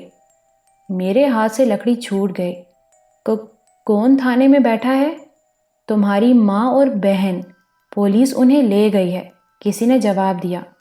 میرے بدن میں سنسناہٹ دوڑ گئی اور میں گھر کی طرف بھاگا۔ گھر کے دروازے پر 2 پولیس والے کھڑے تھے۔ اندر کون ہے؟ کون ہے اندر؟ میری ماں اور بہن کہاں ہیں؟ میں نے غصے سے چینخ کر کہا۔ تو تم ہی منصور ہو، چلو تم بھی تھانے، ایک پولیس والے نے کہا۔ میں انہیں وہیں چھوڑ کر دوڑ پڑا۔ محلے والوں کی آوازیں اور کہے سنسناتی ہوئی گولیوں کی طرح مجھے چیر رہے تھے، لیکن میری سننے اور دیکھنے کی تمام طاقت ٹانگوں میں سمٹ آئی تھی۔ پولیس اسٹیشن پہنچ کر سب سے پہلے نظر فیضان پر پڑی، محلے میں میرا واحد ہمدرد۔ دنیا میں میرا واحد دوست فیضان، تم آ گئے منصور؟ امی اور فریدہ بہن، اس نے میری طرف لپک کر کہا۔ کیا ہوا؟ کیا ہوا ان کو فیضان؟ میں نے اسے جھنجھوڑ کر رکھ دیا۔ اندر دفتر میں بیٹھی ہیں، انچارج صاحب موجود نہیں ہیں، فیضان نے مردنی سے کہا۔ انہیں یہاں کیوں لایا گیا ہے فیضان؟ تم گھر نہیں گئے؟ کیا تمہیں پتہ نہیں چلا؟ مجھے کچھ نہیں پتہ فیضان۔ کیا امی اور فریدہ کے ساتھ کوئی بدسلوکی؟ نہیں، کسی نے ان کے ساتھ بدتمیزی نہیں کی۔ مگر پولیس انہیں یہاں لائی کیوں ہے؟ کیا الزام ہے ان پر؟ دوپہر 2 بجے کے قریب بدماش فیروز تمہارے گھر گیا۔ وہ نشے میں تھا۔ اس نے دروازہ کھٹکھٹاتے ہوئے کہا کہ چرس چاہیے، اور جب اسے کوئی جواب نہ ملا تو وہ اول فول بکنے لگا۔ لوگ جمع ہو گئے تو اس نے بتایا کہ وہ یہاں سے چرس خریدتا ہے۔ گواہی کے لیے اس نے کئی لڑکوں کو بلوا لیا۔ لوگوں نے تمہاری امی سے پوچھا تو انہوں نے کوئی جواب نہ دیا اور رونے لگیں۔ بات بگڑ گئی اور پولیس طلب کر لی گئی۔ تلاشی لی تو چرس برآمد ہوئی۔ کیا؟ میرے منہ سے بھیانک چیخ نکلی اور گردو پیش کے پولیس والے میری طرف دیکھنے لگے۔ ہاں، جب تک چرس برآمد نہیں ہوئی تھی لوگوں کی ہمدردیاں تمہارے ساتھ تھیں، فیضان کہہ رہا تھا۔ مرزا صاحب اور دوسروں نے تو پولیس کو اندر جانے سے روکے بھی رکھا کہ گھر کے مرد کو آنے دیا جائے، لیکن لڑکوں نے شور مچا دیا کہ پولیس طرفداری کر رہی ہے۔ مجبوراً مرزا صاحب اور چند آدمی پولیس کے ساتھ اندر گئے اور ان کے سامنے گھر کی تلاشی لی گئی۔ کوئی سیر بھر چرس صندوق کے پیچھے پڑی ملی۔ میرے ذہن میں جیسے کوئی شیشہ ٹوٹ گیا۔ پچھلی رات کا چور یاد آ گیا جو کچھ چرائے بغیر بھاگ گیا تھا۔ ایک باقاعدہ سازش ہوئی تھی ہمارے خلاف۔ پھر کیا ہوا؟ تم ہمارے خلاف کیوں نہ ہوئے فیضان؟ تم نے بھی تو چرس برآمد ہوتے دیکھی ہے۔ میں دل محسوس کر بولا۔ کاش میں تمہارے کچھ کام آ سکتا منصور، فیضان نے آپ دیدہ ہو کر کہا۔ اب تم جاؤ، میں نہیں چاہتا کہ کوئی تمہیں یہاں دیکھے اور تمہارے بارے میں بھی لوگوں کی رائے خراب ہو۔ تمہارا یہ احسان زندگی بھر نہیں بھولوں گا۔ میں نے اصرار کر کے فیضان کو واپس بھیج دیا اور انسپیکٹر کے کمرے میں داخل ہوا۔ اندر امی اور فریدہ بیٹھی ہوئی تھیں۔ ان کے چہرے زرد تھے اور گالوں پر آنسوؤں کے دھبے۔ مجھے دیکھتے ہی وہ پھوٹ پھوٹ کر رونے لگی۔ میں نے آگے بڑھ کر فریدہ کا سر اپنے سینے سے لگا لیا۔ مت رو، ہم بے گناہ ہیں۔ انسپیکٹر کو سارے حالات کا علم ہے، وہ بہت اچھا آدمی ہے۔ میں نے رندھے ہوئے گلے سے امی اور فریدہ کو دلاسا دیا۔ رات کو جو آیا تھا وہ چور نہیں تھا، چرس رکھنے آیا تھا۔ ہمارے خلاف سازش کی گئی ہے امی۔ میں یہ کہہ رہا تھا کہ انسپیکٹر آ گیا۔ اس نے مجھے دیکھ کر درشتی سے کہا، تو تم خود حاضر ہو گئے؟ میں فرار کہاں ہوا تھا؟ ذرا باہر گیا تھا۔ آپ نے میرا انتظار بھی نہ کیا اور باپردہ شریف خواتین کو تھانے بلوا کر مذاق اڑایا۔ میں نے ترکی بہ ترکی جواب دیا۔ ہم قانون کو تم سے زیادہ سمجھتے ہیں، انسپیکٹر نے سخت لہجے میں کہا اور گھنٹی بجائی۔ ایک کانسٹیبل آیا تو اسے 10 روپے کا نوٹ دیتے ہوئے کہا، ان دونوں کو رکشے میں عزت کے ساتھ گھر پہنچا دو۔ میں اپنے بچے کو چھوڑ کر نہیں جاؤں گی بڑے صاحب، امی تل ملا کر بولی۔ ہمارا یہی ایک سہارا ہے، اسے کچھ ہو گیا تو ہم ماں بیٹی جیتے جی مر جائیں گے۔ اسے یہاں رکنا ہوگا اماں جی، آپ کو بھی تکلیف اس لیے دی کہ کہیں یہ فرار نہ ہو جائے۔ معافی چاہتا ہوں، اب آپ جائیں، مجھے کیس مکمل کرنا ہے۔ ہاں آپ جائیں امی، میں بے قصور ہوں، مجھے کچھ نہیں ہوگا، میں نے امی کو اطمینان دلانے کے لیے کہا۔ وہ میرا سر اور ماتھا چوم کر اٹھیں اور فریدہ کو لے کر دروازے کی طرف بڑھیں۔ فریدہ نے دروازے پر رک کر میری طرف آنسو بھری آنکھوں سے دیکھا تو میرا دل کٹ گیا۔ میں پتھر کے بت کی مانند ساکت بیٹھا تھا۔ انسپیکٹر نے ایک فائل اپنے سامنے رکھ لی اور سگریٹ سلگا کر ہونٹوں میں دبائی۔ وہ کسی قدر مضطرب نظر آ رہا تھا۔ دیر تک وہ کچھ نہ بول سکا۔ میں اندازہ لگا رہا تھا کہ وہ کسی فیصلے پر پہنچنے کی کوشش کر رہا تھا۔ کچھ دیر بعد اس نے سرد نگاہوں سے میری طرف دیکھا۔ چرس کہاں سے آئی؟ اس نے سپاٹ لہجے میں پوچھا۔ پچھلی رات ہمارے گھر میں ایک چور آیا تھا جو کچھ چرائے بغیر بھاگ گیا، لیکن اب معلوم ہوا کہ وہ چور نہیں تھا بلکہ… پولیس میں رپورٹ درج کرائی تھی؟ اس نے میری بات کاٹ کر کہا۔ نہیں۔ پڑوسیوں کو آواز دی تھی؟ نہیں۔ بکرات تو تم خود ہو، اگر دونوں میں سے ایک کام بھی کر لیتے تو کچھ بات بن سکتی تھی، انسپیکٹر نے دوسرا سگریٹ سلگاتے ہوئے کہا۔ اسی وقت ایک کانسٹیبل اندر داخل ہوا۔ صاحب جی، اس کے خلاف ایک شکایت اور آئی ہے، اس نے میری طرف اشارہ کر کے کہا۔ کیسی شکایت؟ انسپیکٹر نے پوچھا۔ اس نے محلے کے ایک آدمی کو زخمی کر دیا ہے، اس کی ریڑھ کی ہڈی ٹوٹ گئی ہے، محلے والے زخمی کو لائے ہیں، دوسروں پر بھی لکڑی کے کندھے سے حملہ کرنے والا تھا کہ اسے روک دیا گیا۔ کیا یہ سچ ہے؟ انسپیکٹر نے مجھ سے پوچھا۔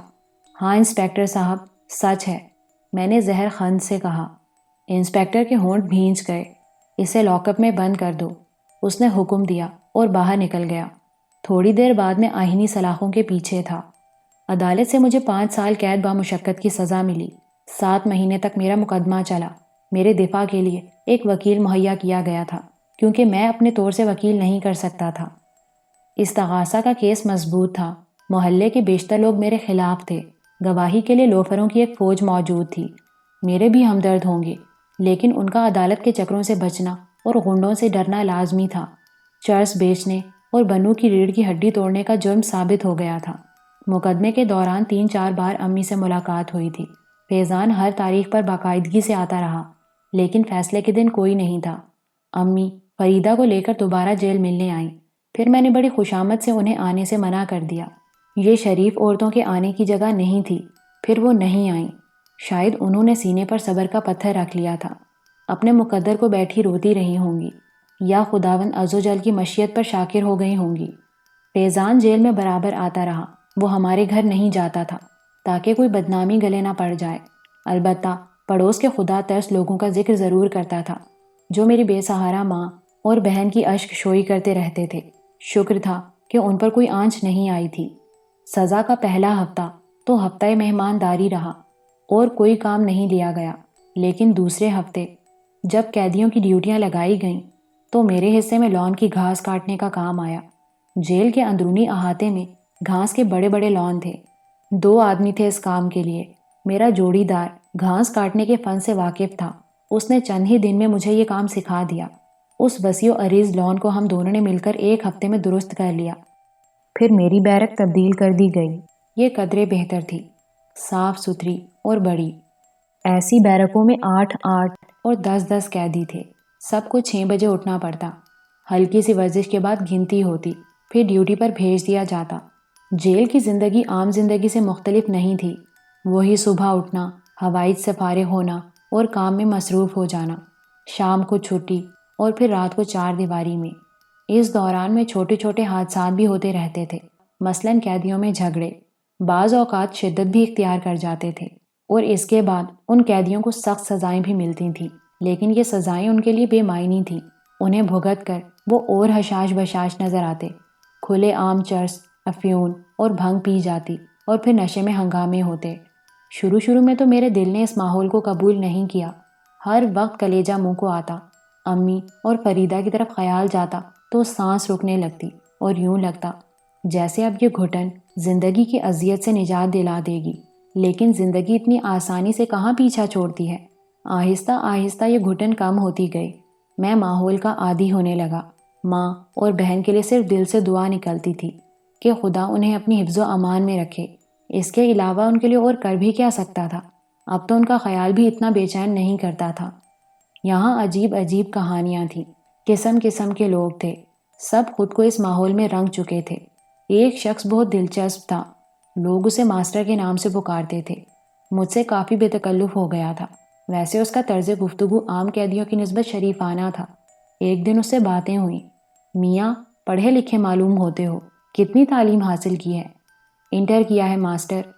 میاں درجے بتاؤ درجے، یہ انٹر ونٹر اپنی سمجھ میں نہیں آئے گا، مڈل تو 8ویں درجے کو کہتے ہیں، انٹر کون سا درجہ ہے؟ 12ویں کو کہتے ہیں۔ واہ واہ، پڑھ لکھ کر جیل آئے ہو، شاباش شاباش۔ جیل ہی آنا تھا تو پڑھنے لکھنے کی کیا ضرورت تھی؟ کوئی دھندا وندہ جانتے ہو؟ ہاں، ڈرائیونگ جانتا ہوں، باپ کے برابر ہوں تمہارے، مذاق اچھا نہیں لگتا۔ میں نے مذاق تو نہیں کیا، میں دھندے کی بات کر رہا ہوں، اس کے علاوہ اور کچھ نہیں جانتا۔ بیکار ہو تب اس دنیا کے لیے۔ یہاں شراب بنانا سیکھو، جیب تراشی کے ہنر میں مہارت حاصل کرو، ہمیں دیکھو، معشوق کی آنکھوں سے کاجل غائب کر دیں، اول درجے کی شراب ہم بنا لیں، مضبوط سے مضبوط تجوری ہمارے آگے موم، کیسی ہی دیوار ہو ہمارے لیے راستہ موجود، دروازے بند کے بند اور ہم اندر، اسی لیے تو ہمیں ماسٹر کا لقب ملا ہے۔ جیسے ماسٹر لاک یا ماسٹر کی۔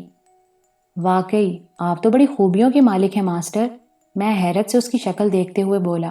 شاگرد بن جاؤ ہمارے، کچھ لے لو، کما کھاؤ گے، نکالو پیلا ہاتھی۔ میں نے ہنستے ہوئے جیب میں ہاتھ ڈالا۔ یہاں میں نے سگریٹ شروع کر دی تھی، پہلے تو مفت کی ملی اور عادت پڑ گئی، پھر میں خود خریدنے لگا۔ کام کرنے کی جو تھوڑی بہت اجرت ملتی تھی اس میں صرف سگریٹ کا خرچ فالتو تھا، باقی ضرورت کی چیزیں جیسے صابن، تیل وغیرہ خرید لیتا تھا، تھوڑی رقم پس انداز بھی کر لیتا تھا۔ پیکٹ جیب میں موجود نہیں تھا۔ یہ لو اپنا پیکٹ، 6 سگریٹیں ہیں اس میں۔ ماسٹر نے سگریٹ کا پیکٹ واپس کرتے ہوئے کہا، یہ ایک ہلکا سا نمونہ ہے۔ واقعی ماسٹر آپ لاجواب ہیں، لیکن یہاں کیسے آ گئے؟ میں نے ان کی سگریٹ سلگاتے ہوئے اپنی سگریٹ بھی جلا لی۔ لگائی، خدا کی قسم لگائی، سوبیرن لگائی کے چکر میں پھنس گئے۔ پوری زندگی عشق نہ کیا کسی سے، اس عمر میں شامت آ گئی، ہزاروں روپے کھلا دیے، خوب کھائے ہرافا نے، پر جب اس سے کہا عزیزاً 2 بول پڑھوا لو، گھر بسائیں، شریف آدمی ہے، ابھی عمر ہے، نسل بڑھائیں گے، کوئی نام وغیرہ تو ہوگا، اور گزر گئے 4-6 سال تو تمہاری لونڈیاں محلہ جھانکے گی، تو کہنے لگی 15,000 لاؤ۔ میاں روپیہ تو ہاتھ کا میل ہوتا ہے، لیکن ہمیں تو اس کی کمینگی پر غصہ آیا۔ ہم نے کہا کوڑی نہ دیں گے اور ناک الگ کاٹ لیں گے تمہاری، مگر میاں عورت کا چکر اللہ بچائے، لونڈیا کو کہیں بھگا دیا اور نام ہمارا لگا دیا، اور پھر سسری نے برآمد بھی کرا لیا ہمارے پاس سے۔ بدذات نے عدالت میں بیان دے دیا کہ ماسٹر ناک پر رومال رکھ کر لے گئے تھے، تو میاں اغوا اور حبس بیجا کے الزام میں آ گئے یہاں، پر ناک تو ضرور کاٹیں گے اس عزیزن کی، بچا جائے ہم سے تو ہم جانیں۔ ماسٹر نے سگریٹ کے لمبے لمبے کش لیے۔ میری ہنسی نہیں رک رہی تھی، لیکن آدمی تھا استاد بننے کے قابل، تو اس دن سے میں اس کا شاگرد بن گیا۔ میری سرشت دوسری تھی، برے کاموں سے مجھے اب بھی نفرت تھی، مگر یہ معاشرہ، یہ ماحول کچھ اور کہتا تھا۔ بے گناہ آسانی سے پھنس جاتے ہیں، بد کرداروں کا بال بیکا نہیں ہوتا۔ خودداری، غیرت مندی، وطن پرستی، یہ سب خوبصورت افسانے سے زیادہ اہمیت نہیں رکھتے۔ میرے دل میں یہ خیالات گھر کر گئے تھے۔ نیکی اور بدی کی کشمکش میں نیکی ہمیشہ زیر نظر آئی۔ میرے ساتھ جو کچھ ہوا تھا میرے باپ کے ساتھ نہیں ہوا تھا، نہ کبھی پولیس آئی، نہ کوئی افتاد پڑی۔ اگر میں بھی سیٹھ جبار کی بات مان لیتا اور طارق کے ساتھ خاموشی سے کام کرتا رہتا تو شاید آج بقول طارق کسی خوبصورت سے مکان میں رہنے کے قابل ہو جاتا اور فریدہ کسی اونچے گھرانے کی بہو بن جاتی۔ ہم لوگ بھی شریف اور خاندانی کہلاتے۔ دنیا یہ جاننے کی کوشش کبھی نہیں کرتی کہ ہمارا ماضی کیا ہے۔ 7 ماہ کے اندر میں نے جیب تراشی، شراب بنانے کی ترکیبیں اور نقب زنی کے بہترین گر سیکھ لیے۔ یہ محض شوقیہ تھا، ورنہ ان چیزوں سے کوئی فائدہ اٹھانے کا تصور تک میرے ذہن میں نہیں آیا تھا۔ قیدیوں کی ایک جگہ سے دوسری جگہ منتقلی ہوتی رہتی تھی، ماسٹر کو کہیں اور بھیج دیا گیا، میری بیرک بھی تبدیل ہو گئی اور ڈیوٹی بھی، کبھی جھاڑو لگائی، کبھی کچھ اور کیا، ایک بار پھر مالی کے کام پر لگا دیا گیا۔ میرے ذہن میں بہت سی تبدیلیاں پیدا ہو گئی تھیں۔ امی اور فریدہ اب ایک کسک سی بن کر رہ گئی تھیں، لیکن کبھی یاد آتی تو آنکھیں نم ہو جاتی تھیں۔ سوچتا کہ جانے ان پر کیا گزر رہی ہوگی، لیکن پھر خیال آتا کہ ننھے منھے معصوم بچے بھی تو بے سہارا ہو جاتے ہیں، ان کا بھی تو خدا نگہبان ہوتا ہے، اور بعض اوقات وہ اس طرح پرورش پاتے ہیں کہ ان کے والدین بھی کیا کریں گے، ان دونوں کا بھی کوئی سہارا پیدا ہو گیا ہوگا۔ مالی کا کام ہمیشہ 2 آدمی کرتے تھے، اس بار میرے ساتھ جس آدمی کو لگایا گیا وہ ایک دبلا پتلا درمیانی عمر کا شخص تھا، چہرے پر چھوٹی سی کھچڑی داڑھی، پچکے ہوئے گال، چھوٹا سا قد، بڑی خاموش طبیعت کا مالک تھا۔ خاص بات یہ تھی کہ اس کا ایک ہی ہاتھ تھا، دوسرا ہاتھ شانے کے پاس سے کٹا ہوا تھا۔ میں نے مہندی کی باڑ کاٹتے کاٹتے دیکھا کہ وہ اپنے ایک ہاتھ سے بے تکان باڑ کی سخت ٹہنیاں کاٹ رہا ہے۔ مجھے اس پر ترس آ گیا، میں نے اس کے شانے پر ہاتھ رکھا تو وہ رک گیا۔ میں اپنا کام ختم کر چکا ہوں بابا، لاؤ کینچی مجھے دے دو۔ کیوں؟ میں کاٹ دوں گا، یہ کوئی احسان نہیں ہوگا، بس میرا دل چاہ رہا ہے کہ تمہارا کام کر دوں، میں نے کہا، اور وہ سنجیدہ نگاہوں سے مجھے دیکھنے لگا۔ ایک عجیب سے خوف کا احساس میرے ذہن میں ابھرا، نہ جانے کیسی آنکھیں تھیں، لیکن پھر آہستہ آہستہ اس کے ہونٹوں پر باریک سے مسکراہٹ پھیل گئی۔ بیٹھ جاؤ، آرام کرو، اور دیکھو کسی محنت کش کو کام کرتے دیکھو تو اس پر بالکل ترس نہ کھاؤ۔ یہ دوستی کا نہیں دشمنی کا ثبوت ہے۔ تم اس کی مدد کر کے اسے ناکارہ کر دو گے، لیکن یہ کام آپ کا نہیں ہے۔ آپ کے دوسرے ہاتھ کو تکلیف ہوتی ہوگی۔ میرے کٹے ہوئے ہاتھ کا یہ ٹکڑا پورے بدن میں سب سے زیادہ مضبوط ہے، سمجھے؟ بہت مضبوط ہے۔ کیا نام ہے تمہارا؟ منصور۔ کون سی بیرک میں ہو؟ 8 نمبر میں۔ میں 3 نمبر میں ہوں اور میرا نام جلال ہے۔ جلال بابا نے اپنا کام ختم کیا اور کینچی ایک طرف ڈال دی۔ صبح کو ورزش کرتے ہو؟ بس وہی جو قیدیوں کو کرائی جاتی ہیں۔ سر کے بل کھڑے ہوا کرو، اس ورزش سے بہت فائدہ ہے۔ جب اس کی مشق کر لوگے تو خود بخود واقف ہو جاؤ گے۔ بیرکوں میں جانے کا وقت آ گیا اور ہم دوسرے دن ملاقات کا وعدہ کر کے اپنی اپنی بیرک میں چلے گئے۔ میری بیرک میں ایک نوارد کا اضافہ ہو چکا تھا، ایک قبائلی ڈاکو رنگا، جو کسی اور جیل سے یہاں منتقل کیا گیا تھا۔ دیو ہیکل اور ہیبت ناک اس کے کئی جاننے والے تھے جو اس کی خدمت میں مصروف تھے۔ کوئی پاؤں دبا رہا تھا، کوئی شانے۔ میں اندر داخل ہوا تو اس نے محافظ سے کہا، فالتو لوگ یہاں نہیں چلیں گے، اسے کہیں اور لے جاؤ، ورنہ میرا ذمہ نہیں۔ جیلر صاحب ہی فیصلہ کریں گے رنگا خان، ہم کچھ نہیں کر سکتے، محافظ نے جواب دیا۔ رنگا نے نفرت سے ناک سکوڑی اور مجھ سے کہا، چل بے، ہاتھ دبا، آ جا۔ میں اسے دیکھنے لگا۔ اونچا سنتا ہے ماں کے قسم، وہ چینخ کر بولا، اور میرے بدن میں عجیب سے سنسناہٹ دوڑ گئی۔ گالی دینے پر ہی میں نے ایک شخص کی ریڑھ کی ہڈی توڑ دی تھی، اب پھر مجھے ماں کی گالی دی گئی تھی۔ میں آہستہ آہستہ رنگا کی طرف بڑھا اور پھر میرے پاؤں کی ایک بھرپور ٹھوکر اس کے منہ پر پڑی۔ رنگا کی بھیانک چینخ نکل گئی اور وہ دوسری طرف الٹ گیا۔ اس کے ساتھ ہی ہنگامہ برپا ہو گیا۔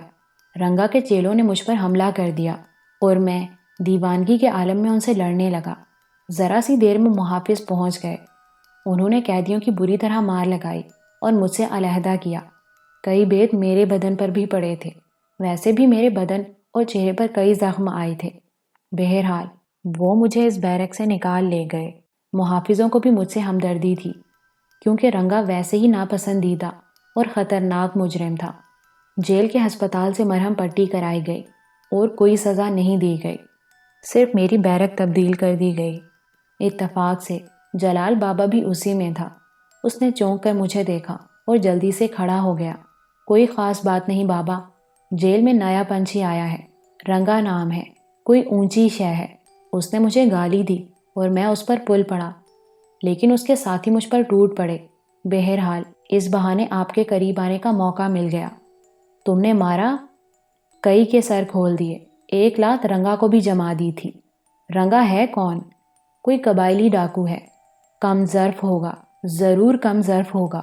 صبح کو ٹھیک کر دیں گے، سب ٹھیک کر دیں گے۔ تم آرام کرو، کیا پیو گے؟ چائے ملے گی بابا؟ کیوں نہیں، بھائی غلام علی، او بھائی غلام علی، چائے کی حاجت ہے، پلاؤ گے؟ جلال بابا نے سامنے کھڑے ہوئے محافظ سے کہا۔ اس نے مسکرا کر گردن ہلا دی اور چلا گیا۔ میٹھی زبان میں بڑی طاقت ہے، دشمن سے بھی میٹھی زبان بولو، دھوکے میں آ جائے گا۔ پھر خوب مارو، جتنا چاہے مارو، گر جائے تو چھوڑ دو، سمجھے؟ آپ کی باتوں میں بڑی گہرائی ہوتی ہے بابا۔ باہر نکلو گے تو کیا کرو گے؟ باہر نکلنے کا تصور تو ایک خوش آئندہ خواب کے سوا کچھ نہیں ہے بابا۔ ابھی تو ایک طویل عرصہ باقی ہے، میں نے باہر کے بارے میں سوچنا چھوڑ دیا ہے۔ جلال بابا خاموش ہو گیا۔ محافظ نے چائے کے مگ سلاخوں کے اندر دے دیے اور جلال بابا نے اس کا شکریہ ادا کیا۔ پھر ہم دونوں خاموشی سے چائے پیتے رہے۔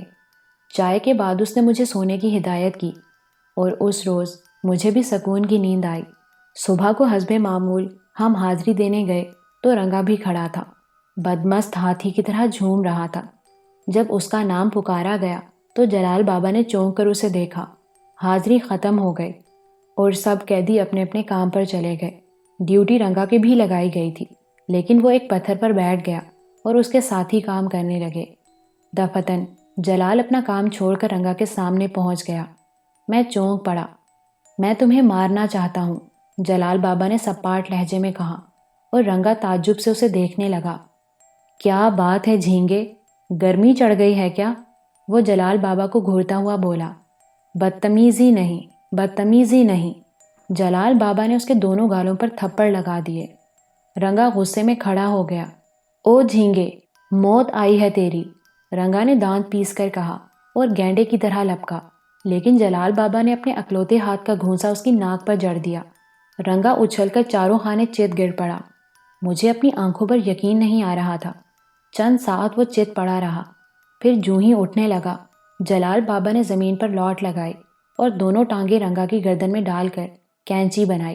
پھر جو کلا بازیاں کھائیں تو ہر کلا بازی کے ساتھ رنگا کا بدن ہوا میں اچھلتا اور پورے وزن کے ساتھ زمین پر آ لگتا۔ اس کا سارا چہرہ لہو لہان ہو گیا تھا۔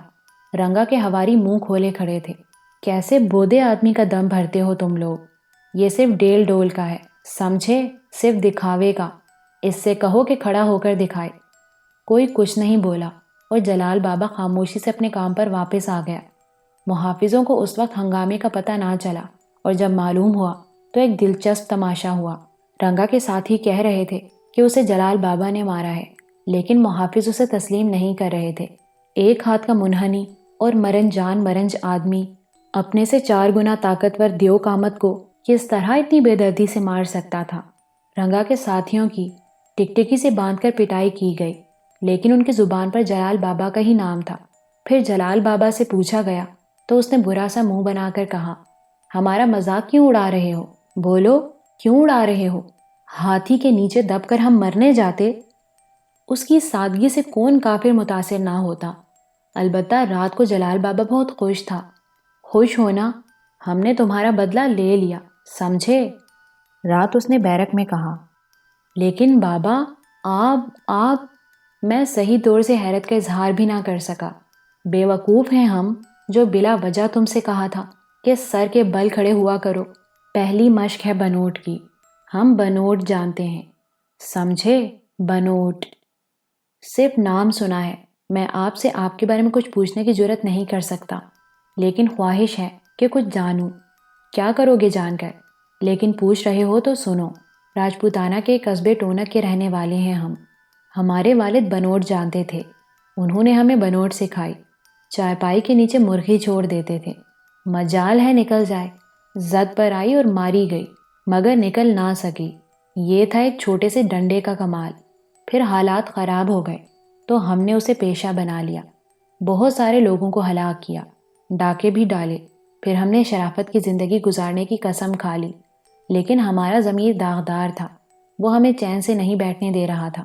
تب ہم نے ایک فیصلہ کیا، ہم نے سوچا کہ ہمیں ہمارے گناہوں کی سزا مل جائے تو سکون مل جائے گا۔ ایک نوجوان نے ایک شخص کو قتل کر دیا تھا، اس نے اپنی بہن کی عزت بچانے کے لیے قتل کیا تھا۔ ہم نے وہ الزام اپنے سر پر لے لیا اور ہمیں سزا ہو گئی۔ اب بڑے سکون سے ہیں ہم، شاید خدا ہمیں معاف کر دے، ورنہ ہم نے انسانیت کے ساتھ بڑے ظلم کیے ہیں۔ پہلی بار میں نے جلال بابا کے لہجے میں لرزش محسوس کی تھی، لیکن اس شخص کی رودات سن کر میں دم بخود رہ گیا۔ پہلی ملاقات میں نے اسے قابل رحم سمجھ کر مدد کرنے کی کوشش کی تھی، پھر اس کے جوہر کھلے، لیکن یہ وہم و گمان میں بھی نہیں آ سکتا تھا کہ یہ شخص اندر سے اتنا خطرناک ہوگا۔ تاہم اس کے تائب ہو جانے سے ممکن ہے کہ اس کے گناہ دھل جاتے۔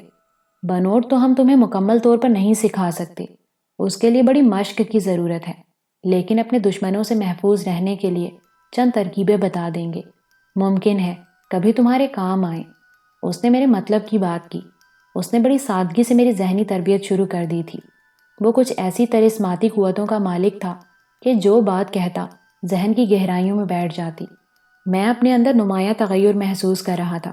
اس نے مجھے لڑنے کے کئی حربے، داؤ پیچ اور جسمانی کرتب سکھائے۔ مثلاً معمولی سے رومال میں کچھ سکہ باندھ کر مقابل کے چھکے چھڑائے جا سکتے ہیں، یہ گویا نن چکو کی ایک شکل تھی۔ بعض داؤ پیچ اور پینترے ایسے تھے جن کی مد سے اپنے دشمن کو بآسانی زیر کیا جا سکتا تھا۔ ایک دن کہنے لگا، اگر کبھی ہاتھی سے سامنا ہو جائے تو تم اسے گرا سکتے ہو، بولو کیسے؟ بولو کیسے؟ یہ تو آپ ہی بتا سکیں گے بابا۔ انسان خود اپنی ذات میں شاذور اور کمزور ہے۔ ممکن ہے تمہاری جسمانی قوت کسی گینڈے کی مانند ہو جائے، لیکن تمہارے بدن کی رگیں اتنی طاقتور نہیں ہو سکیں گی۔ میں تمہیں رگوں کا کھیل سکھاؤں گا، بڑے بڑے پہلوانوں کو بآسانی زیر کر سکو گے، لیکن بیٹے یہ ساری چیزیں سکھانے کے ساتھ ساتھ میں ایک نصیحت بھی کروں گا، جہاں تک ہو سکے درگزر سے کام لینا، ہاں مجبوری دوسری چیز ہے۔ پھر اس نے مجھے یہ کھیل بھی سکھانا شروع کر دیا۔ غضب کی بات تھی کہ میں اتنا کمزور انسان بھی نہیں ہوں، لیکن اس نے ایک ہلکا ہاتھ مارا اور مجھے صبح تک ہوش نہیں آیا۔ ایک رگ دبائی اور جان نکل گئی۔ بڑی بات یہ کہ وہ کسی ماہر ڈاکٹر کی طرح ایک ایک رگ کی خاصیت اور اس کے عمل کی تفصیل بھی جانتا تھا۔ جلال بابا کے ساتھ میں نے 7 ماہ گزارے، پھر مجھے جیل کے دوسرے حصے میں منتقل کر دیا گیا جہاں قیدیوں کی ضرورت تھی۔ ایک چھوٹا سا بند تعمیر کیا جا رہا تھا، اس کے لیے مزدور درکار تھے۔ یہ عرصہ سب سے زیادہ تکلیف دہ گزرا۔ جلال بابا سے دور رہ کر بہت دکھ ہوا۔ کبھی کبھی بھولی بسری یادوں کی مانند امی اور فریدہ کا چہرہ نگاہوں میں گھوم جاتا، لیکن میں ان کے خیال کو ذہن سے جھٹک لیتا۔ یہ خیال مجھ پر جنون طاری کر دیتا تھا، اور اس جنون کے تحت میں ساری زندگی جیل میں نہیں گزارنا چاہتا تھا۔ اسے تو میں نے ایک مخصوص وقت کے لیے محفوظ کر رکھا تھا، وہ وقت جس سے میری آزادی مربوط تھی۔ اب میری شخصیت بالکل بدل چکی تھی۔ بات بات پر طیش نہیں آتا تھا، بلکہ ہر معاملے پر ٹھنڈے دل سے غور کرتا تھا۔ ہاتھ پاؤں فولاد ہو گئے تھے۔ جو کچھ کرنا چاہتا تھا اسے خاموشی سے کر گزرنے کا قائل ہو گیا تھا۔ بیشتر قانونی نکات سے واقفیت ہو گئی تھی۔ جیل میں ہر قسم کے لوگوں سے ملاقات ہونے سے جرائم کی نوعیت، ان کے طریقے اور نتائج سے بھی آگاہی ہو گئی تھی۔ ذہنی اعتبار سے اپنی عمر سے کئی گنا آگے بڑھ گیا تھا۔ اتنا کچھ جان کر اور جلال بابا سے اتنا کچھ سیکھ کر میرے معمولات میں کوئی فرق نہیں آیا۔ میں نے کبھی جیل کے قواعد کی خلاف ورزی نہیں کی، کبھی بےگار لینے والے سینئر قیدیوں کی حکم عدولی نہیں کی۔ رنگا کے سوا کسی سے میرا کبھی جھگڑا نہیں ہوا۔ ہر مشقت خندہ پیشانی سے جھیلی اور ہر ڈیوٹی تندہی سے انجام دی۔ غالباً یہی وجہ تھی کہ حالات میرے حق میں سازگار تھے۔ ایک روز مجھے صبح صبح جیلر کے آفس میں طلب کیا گیا۔ جیلر کے پاس محافظوں کا انچارج بھی تھا۔ کیسے ہو منصور؟ جیلر نے پوچھا۔ جناب کی کرم نوازی ہے، میں نے ادب سے جواب دیا۔ تمہیں یاد ہے کہ تمہاری سزا کی کتنی میعاد باقی ہے؟ اس نے نیم مسکراہٹ سے کہا۔ آزادی کا تصور ہی ختم ہو گیا ہے صاحب، میں نے بجھے دل سے کہا۔ خدا کی ذات سے مایوس ہو گئے ہو؟ نہیں، لیکن زندگی اس 4 دیواری کی عادی ہو گئی ہے۔ باہر کی دنیا میں تمہارا کوئی نہیں ہے؟ نہیں صاحب، میں نے سر جھکا کر کہا۔ واقعی نہیں جانتے کہ تمہاری سزا میں کتنا عرصہ رہ گیا ہے؟ عرض کیا نا صاحب، ماحول نے کچھ یاد رکھنے نہیں دیا ہے۔ تمہارے لیے خوشخبری ہے، اچھے اخلاق، عمدہ کارکردگی اور جیل کے انچارج صاحب کی سفارش پر تمہاری باقی سزا معاف کر دی گئی ہے۔ میری رپورٹ اوپر سے منظور ہو گئی ہے۔ میرا منہ حیرت سے کھلا کا کھلا رہ گیا۔ کیا یہ ممکن تھا؟ میرے کان مجھے دھوکہ تو نہیں دے رہے؟ کیا میں در حقیقت جیلر کے آفس میں تھا یا بیرک میں پڑا خواب دیکھ رہا تھا؟ کیوں، تمہیں یہ سن کر خوشی نہیں ہوئی؟ جیلر کے الفاظ کانوں میں پڑے تو میں چونک پڑا۔ ہاں خوشی، بہت خوشی ہوئی ہے صاحب۔ میں بوکھلا گیا، پھر سنبھل کر ادب سے کہا۔ میری خوش قسمتی اور آپ لوگوں کی نوازش ہے جناب۔ بہت بڑا احسان ہے مجھ پر اور میری بیوہ ماں اور بہن پر۔ میرا گلا رند گیا، آنکھیں بھر آئیں۔ کل صبح 9 بجے تم آزاد شہری ہوگے، اب تم جا سکتے ہو، جیلر نے کہا، اور میں دونوں کو سلام کر کے آفس سے نکلا۔ میرے قدم زمین پر ٹکتے نہیں تھے، ہواؤں میں اڑ رہا تھا۔ خود کو اتنا ہلکا پھلکا پہلے کبھی محسوس نہیں کیا تھا۔ نہ جانے کس طرح اپنے کام کی جگہ پہنچا۔ سب سے پہلے اپنے ساتھیوں کو یہ خبر سنائی۔ ہو سکتا ہے کچھ لوگوں کو رشک ہوا ہو، لیکن بظاہر سب خوش ہوئے۔ مجھے خوب مبارکباد دی۔ اس روز کام بھی میں نے خوب ڈٹ کر کیا، ذرا بھی نہ سستایا۔ جیل میں میری محنت و مشقت کا آخری دن تھا، اس لیے میں لمحے لمحے کا حق ادا کرنا چاہتا تھا۔ پہلے رات کا انتظار رہا کرتا تھا، اب رات آئی تو صبح کی طلب تھی۔ پلک جھپکنا محال تھا۔ یہ رات بھی بھلا سونے کی رات تھی؟ طبیعت کے ٹھہراؤ کے باوجود جذبات پر قابو نہ تھا۔ خدا خدا کر کے میری آزادی کی سحر طلوع ہوئی اور میرے اضطراب میں کمی آئی۔ اس روز ہوائج اور ناشتے سے فارغ ہوا تو مجھے مشقت پر نہیں بھیجا گیا۔ سارے قیدی چلے گئے اور میں بیرک میں تنہا رہ گیا۔ 8:30 بجے مجھے جیلر کے آفس میں بلوایا گیا۔ ایک رجسٹر پر میرے دستخط لیے گئے اور آزادی کا پروانہ میرے ہاتھ میں تھما دیا گیا۔ جیلر کے اشارے پر ایک اردلی نے آگے بڑھ کر مجھے شلوار قمیص اور چپل دی اور دوسرے کمرے میں جا کر جیل کا لباس اتارنے اور ان کپڑوں کو پہننے کو کہا۔ میں لباس تبدیل کر کے آیا تو جیلر نے مجھے 200 روپے کام کے معاوضے کے اور 100 روپے اوپر سے دیے۔ پھر اس نے بڑے تپاک سے مصافحہ کیا اور کامیابی و خوشحالی کی دعائیں دے کر رخصت کیا۔ میں شدت جذبات سے کچھ نہ کہہ سکا، صرف نمناک آنکھوں سے اس کے خلوص کا شکریہ ادا کر سکا۔ جیل کے پھاٹک سے نکل کر میں کئی لمحے گمسم کھڑا رہا۔